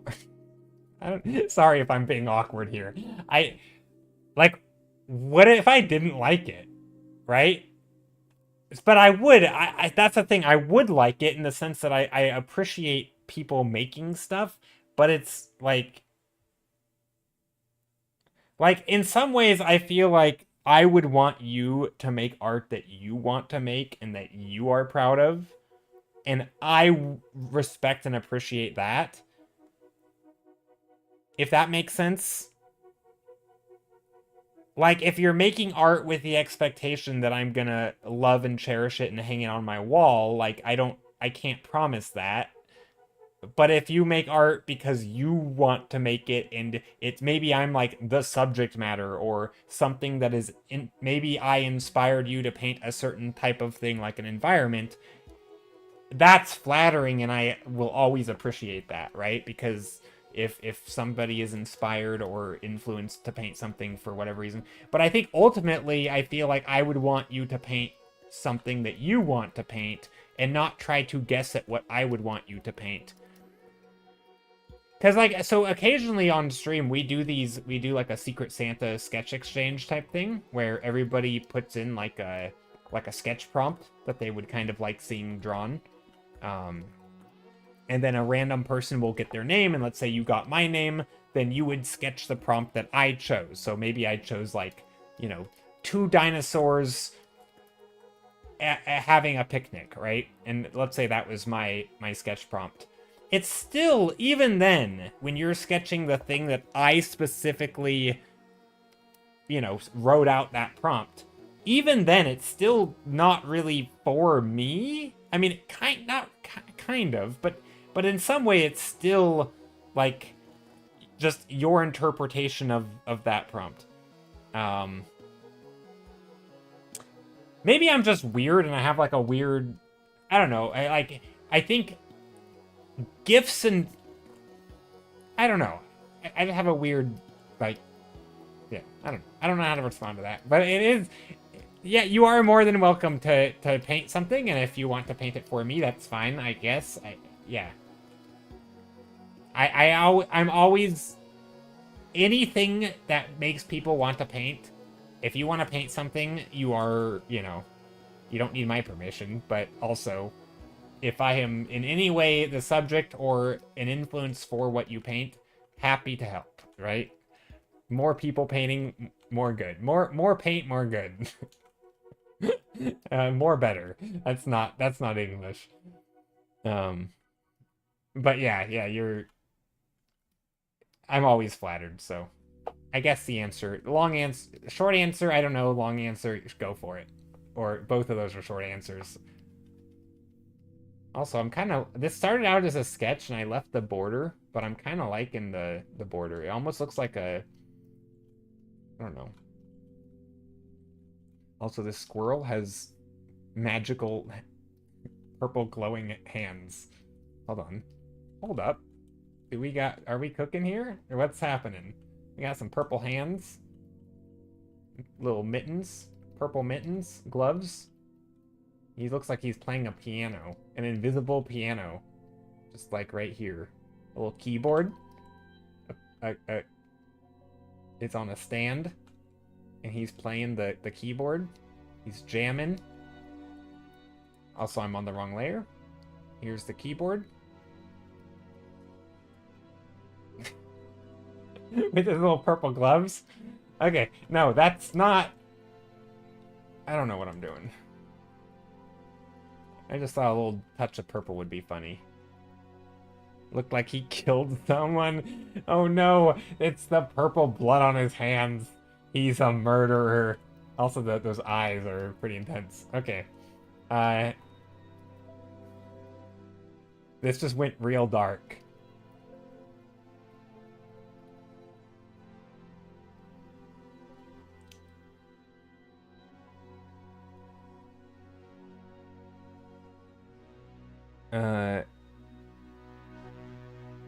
You want others to be inspired by themselves and understand that it's okay to draw. Well, yeah, no, I guess I think also there's like the stranger dynamic of like a stranger saying, "Can I like paint something for you?" I mean, I guess maybe the answer should just be sure, but I never know how to receive that. Like I don't know. It's not like it's not because it's weird. It's not a weird question. I don't know. I don't know really how to respond. It kind of caught me off guard, I guess. I don't know. But yeah, go for it. Paint me something. Anything you like, as long as it's hopefully, yeah, as long as it's safe for work. Because I'd like, you know, and it's, you know, keeping it public and you know, share it public and I could share it on screen if I want. probably... I don't typically share stuff on screen though, but...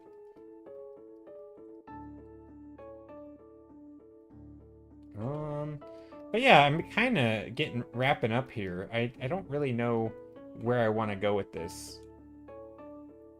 Which is kind of where I think it tends to be time to end, is when like I'm just stumbling around. I'm making brushstrokes, but they're not intentional.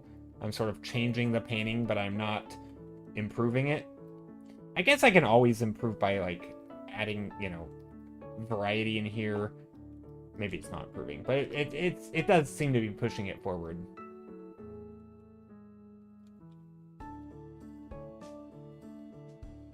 But yeah, basically taking like a bit of an extra value in here and just adding a little bit of texture to the trees back here. Just something that kind of shows that the light's bouncing around. Also, there's this kind of green effect, which is kind of neat. I sort of want to play with that a little bit. I don't know, maybe that background color of being green is a little too much. We could maybe push it into the blues. I'm kind of experimenting now. No, that's not right. Yeah, that green is a weird color.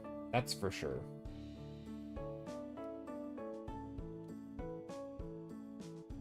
Like, what do I want to do with that green? Isn't that weird? What if the light's up here?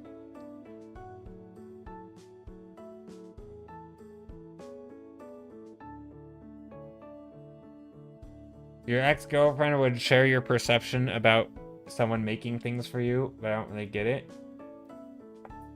You don't really get about people making things for you, or what? Wait, what do you mean? You don't get that perspective, but like somebody, you know, someone who would share that opinion. Yeah, I guess it's for me, like, if someone...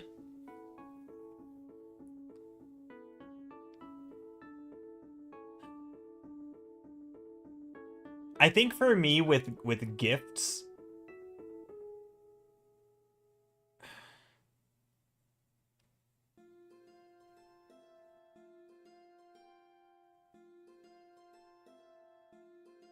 I don't know. I'm bad at giving gifts. And also maybe I'm bad at receiving. No, I don't think so. I tend to like what people give me, but when it's things for, like, if it's something like a game, or it has a use, right? It's a game, or a puzzle, or it's clothing, or it's something practical. That stuff is basically like, I'm gonna like it, right? Because it's useful, I can use it, and even if I don't, it's an option I have that I didn't have before. When it's things for personal taste, I'm less confident on, because like the only thing, like, here's a decoration for your wall. What if I don't want it on my wall? You know? Like, that just makes me feel bad. Now I feel like I'm doing something wrong, because, you know what I mean? Like I think when it comes to art is interesting because it's like, you kind of like what you like, and unless you're commissioning someone to make art and they're actively working with you to hopefully ensure that you like the outcome, I always just felt art is a weird present for that reason. And so when I think of gifts, art is interesting for me, because like, I will always appreciate the work and the effort and the gesture. So if someone does, like, makes a birthday card for me or something, that's awesome, right? Like, I will always appreciate a birthday card. But when it's just like, here is artwork I made, I'm always like, what do I do with it? I know that's not how I should think about it, right? Art doesn't have to be like practical, right? But I guess I just always think of presents as like,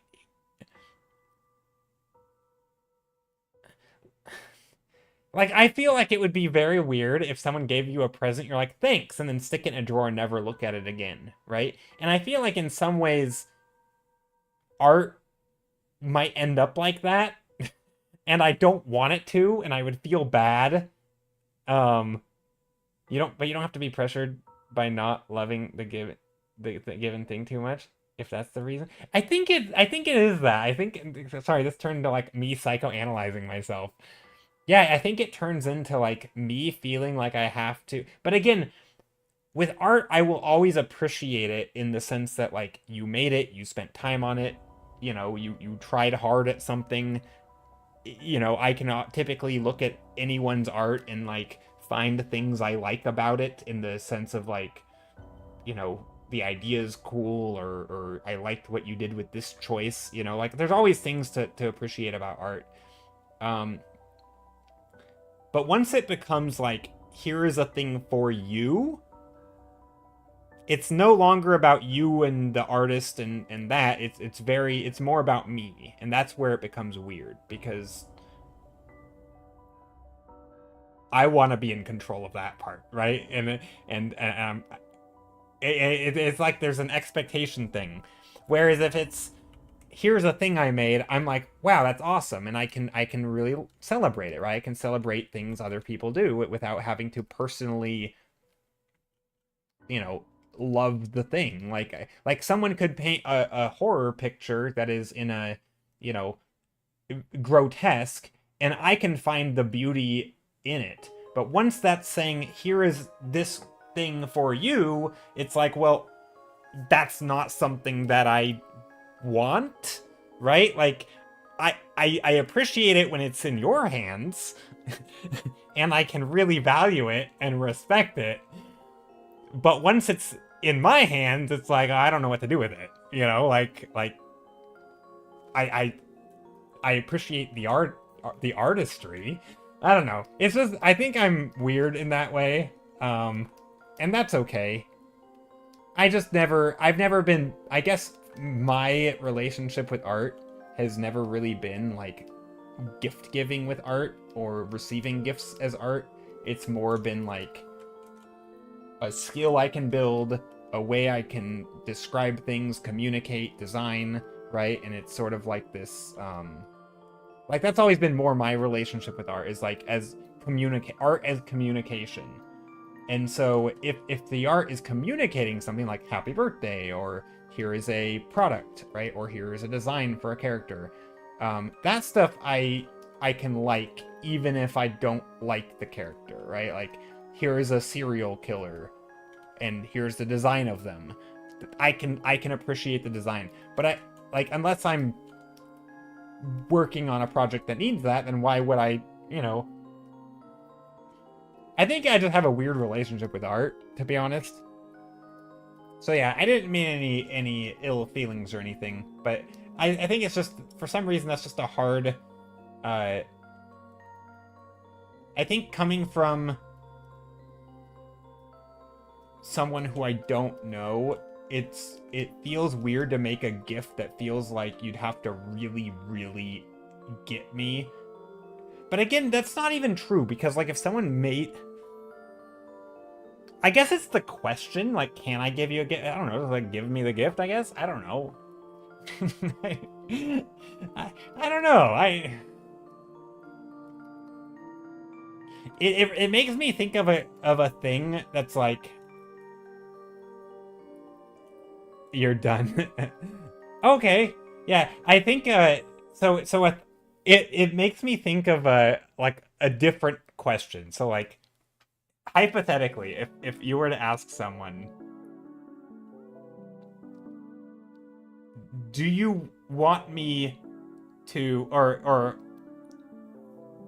would you like to experience a random experience? And you're like, I don't know. It depends on what the experience is, right? Like, that's kind of how my answer to that question feels. It's like, I don't know if I want the gift, right? Like, maybe, probably, but I don't know. And I don't know where it's coming from. And I don't know what the intent is. Like, maybe I want the gift, or maybe I want the experience. But if it's coming from someone like that I know, then it's like, well, you'll know if I want it, right? Like, you put it on your post? Okay, perfect. I don't know what that means on your post. Hold on. Now I want to see it though. Okay, now I'm curious. Hold on.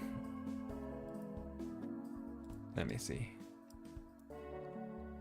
Sorry, I didn't mean to springboard that into a giant rant, but I just find it, I don't know, I like going down like somewhat pseudo-philosophical ramblings of sort of, sometimes a question is so, you know, innocent and just straightforward, but I make it into a whole thing, you know?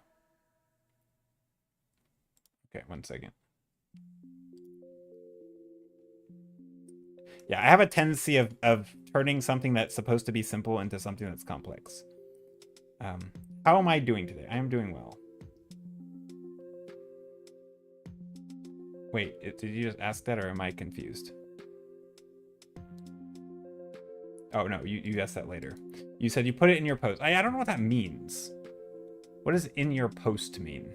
I don't know how YouTube works. Sorry, hold on. I'm trying to figure out how YouTube works.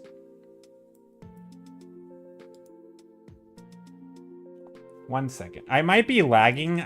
Sometimes I lag when I am browsing. Hold on. View my channel. Does it say that I'm live? I am live. Okay, 3 watching. I might be lagging. Oh, I hear myself.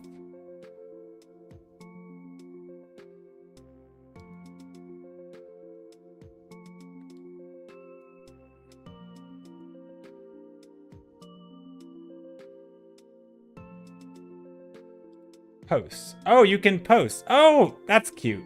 That is really cute. It's not much but done. No, that's a really cute chipmunk. Thank you that's very cool. Here, can I share it on screen? I like that. That is neat. That is the art. I love it. That's actually really cool.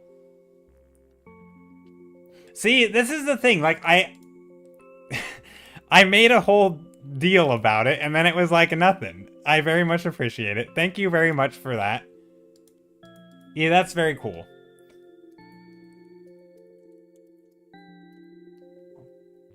I like rants. Yeah. I think for me, like this also you can look at your other stuff. I will take a look. I'll take a look after I'm done streaming. I'm not gonna look at it on stream because one, I'm wrapping up and I'm a little tired, but yeah, I will. I'll take a look. This reminds me of those, like, have you guys ever tried to take like the surveys for, like, I know they're always kind of stupid, but they're like those like personality quizzes or something, and they're like, you know, do you find or do you like being in public situations? And I'm like, and that simple question that maybe some people could answer as a yes or no, I'm like, well, it depends. Like, am I with people? What's the situation? Am I tired? Did I just wake up? Like, that matters, right? Like, I can't answer a yes or no. And so I think you know, but if you were to present me with the situation, I'd be like, oh yeah, let's do that, right? Or, oh no, not that, right? Like, you can't, I feel like I will just, like, somebody could ask me the most simple question, like, can I paint a picture for you? And my answer is like, oh, I just like freeze up. I can't answer it. But anyway, yeah, the RHL, thank you very much for that. That was cool. I always enjoy seeing people paint stuff, you know, in like more or less real time. You know, you cranked that thing out super fast. You did a very nice job on it. I appreciate it.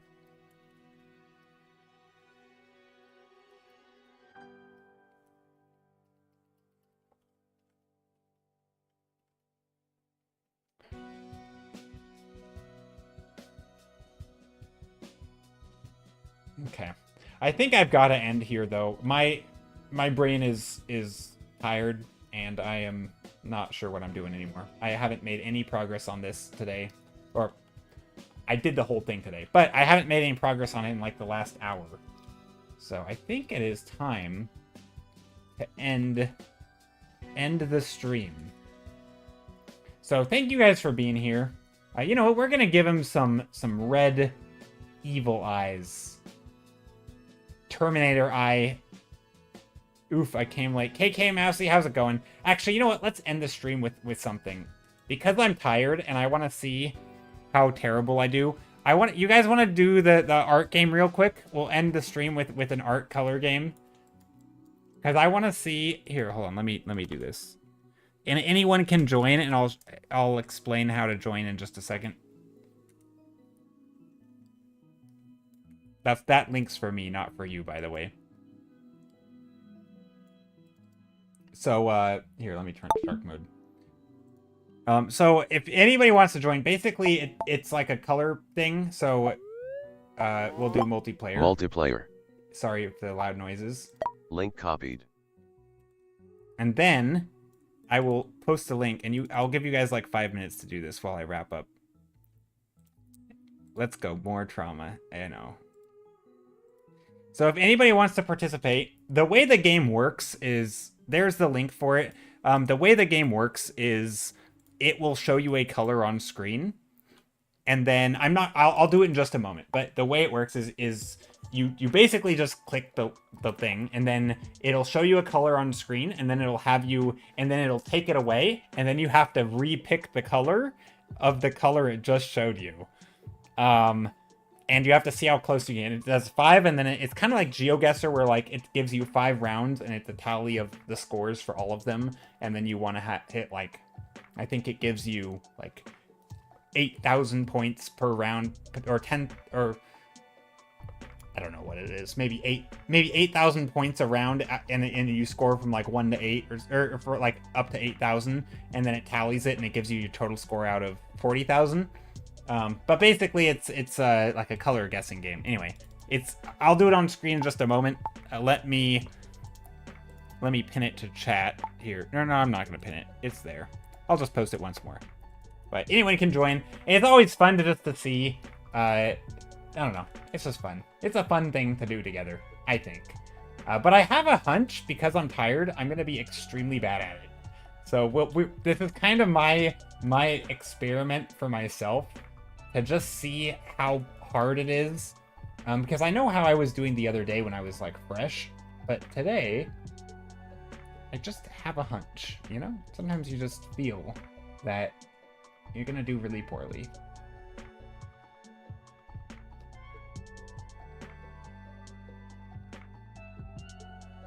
I'll give people just a few seconds.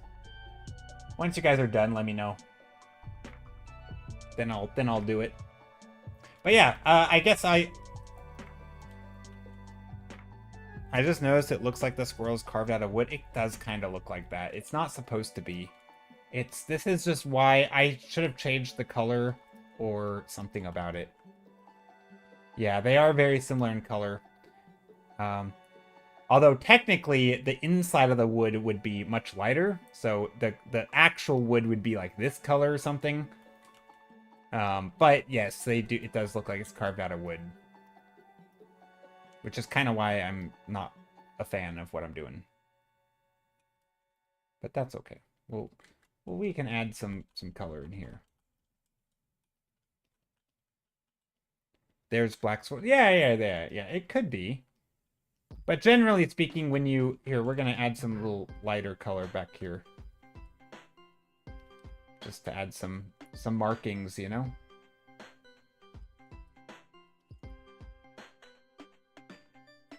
There. I just noticed it looks like this. Oh, gotcha. There's black squirrels. Yeah. Okay, so last call for the thing. If you want to do it, then I'm gonna do it in about 2 minutes. But first, what I'm going to do is basically just wrap up and say thanks for being here. I appreciate it. And thanks for all the follows and the subs and the things. Just the lurking and working, as people do.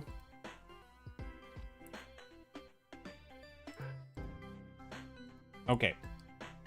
So, now I'm going to do the color game. Also have to go to the bathroom, but I'll do the color game first, and then I'll wrap up. Okay, color game, here we go. I'm afraid. Ready, set, go. That's like a green, but it's kind of yellow-green, and it's a little bit medium value and desaturated, so it's like a green, a little bit yellow-green. Medium value, kind of desaturated. Like this. Kind of dark. That's too dark. That's Oh gosh. I don't actually know. Is that about close? Or a little... Let's go that.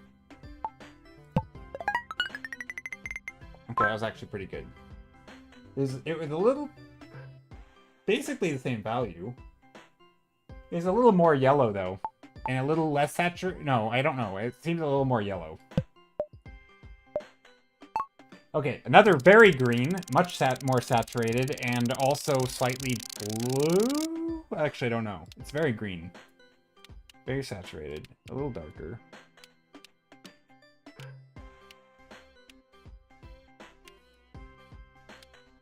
I feel like it's that. Is that about right? Okay, I got good on that one. That's not dark enough. But it still didn't take points off. Okay. Hold on, let me read chat. Okay. Please no more green. No more green. Oh, it's brown. Okay. It's a brownish purple. Very desaturated. It's a little brownish purple. Very desaturated. Like that? Probably more red. Is that right? Also, what's wrong with green? Well, we just had 2 greens in a row. Nothing's wrong with green. Oh, God. I was not red enough. I thought that was... Okay, well, that was dumb. Score was still okay somehow. More green. This is very yellow, though. Very bright. But more green yellow.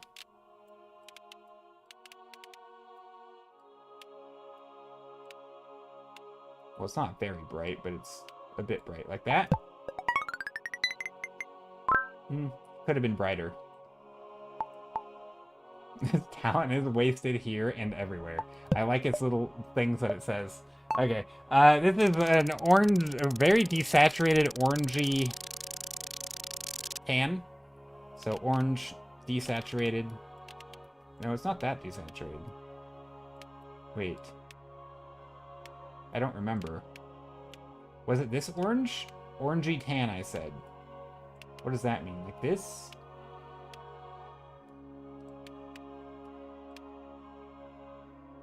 I don't know how dark it was. I forget. I think it was like that. I feel like I'm not right.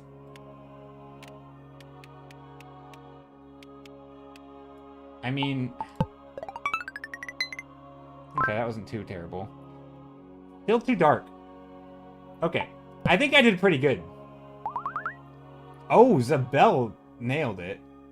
You got very close. Zabelle did a dang good job. I don't know. Do I know Zabelle? I don't know them. Maybe Zabelle's lurking. Well, I appreciate it. Good job. That is a dang good score. Also, some of those are like perfect. Like, I thought I was doing good on some of those. Like the 2 greens. Dang. Pepperly, you killed it again. Pepperly is amazing at this. I like how it's more or less the same people from last time. Okay. Thanks for participating. That was fun. I always enjoy this game. Please, no more green. I have bad news for you. Wait, was it... Hold on, was it more? I forget. Oh yeah, we did have another green. That's funny. Humiliation? It wasn't humiliation. What do you mean? No. I do fear that game could be like... Because, like, I try hard. I'll admit. I try my best. But, like... I still feel like there's a lot of... I don't know. I mean, I've just spent painting all day today, and that's, like, looking at colors and stuff. I don't know. But, yeah. I think it's just fun.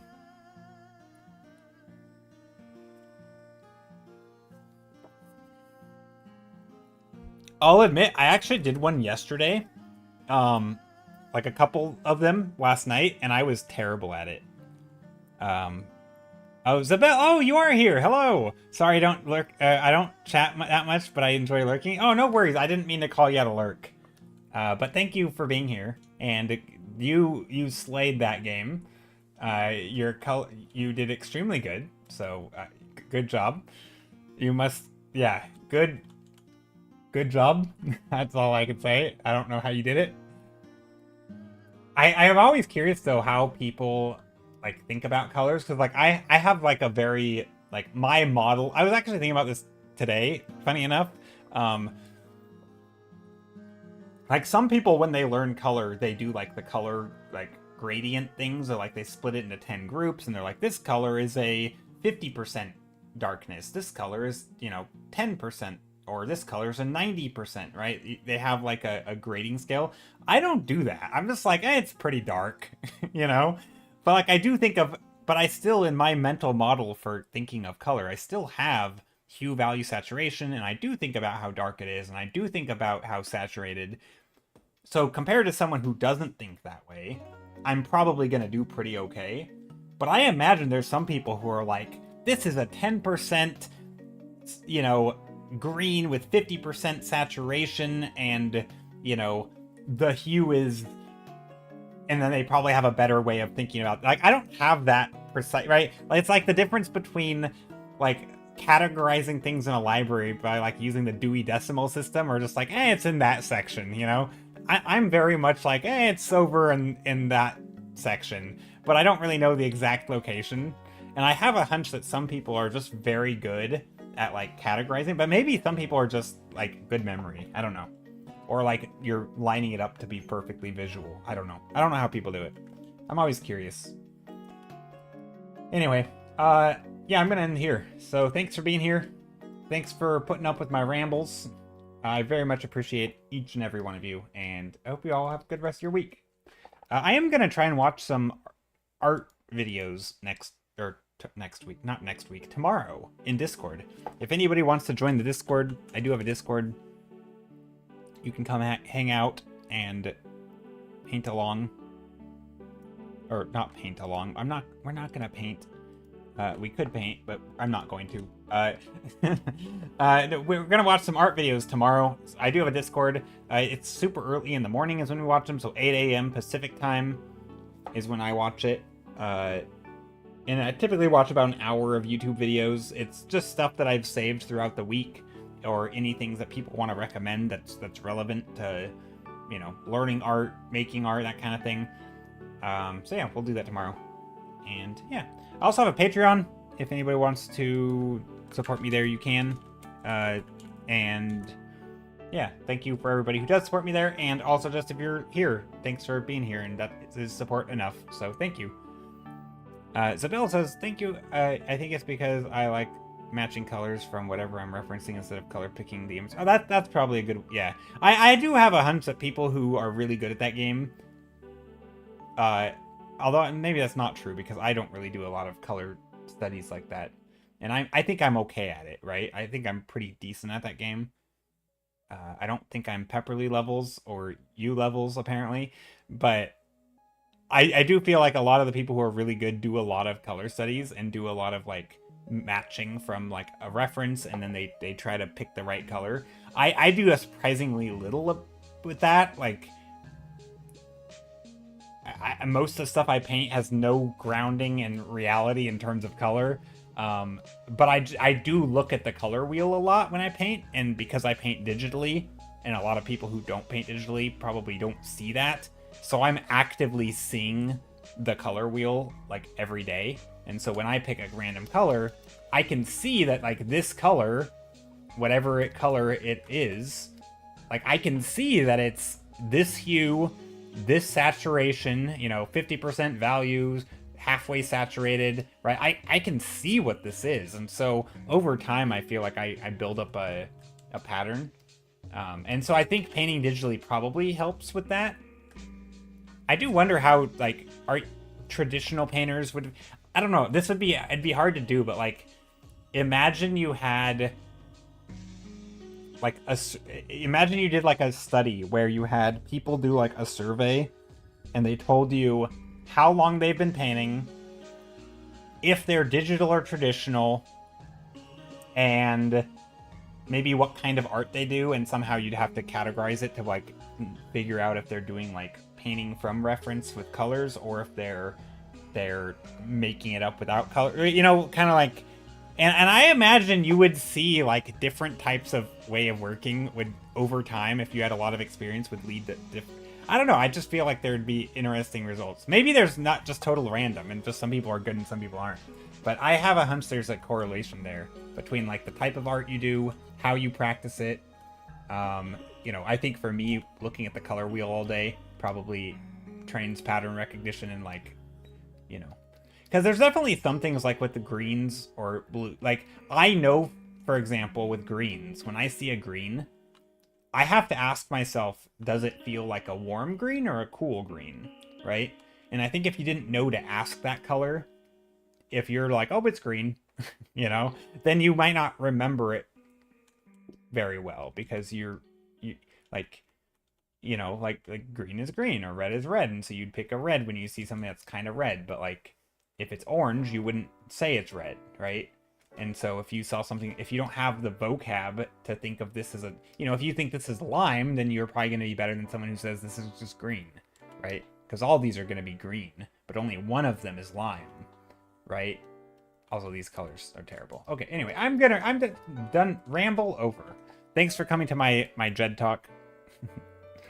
There's my I should have had this up the whole time I was rambling. But anyway, thanks for being here. I appreciate it. Take care, everybody.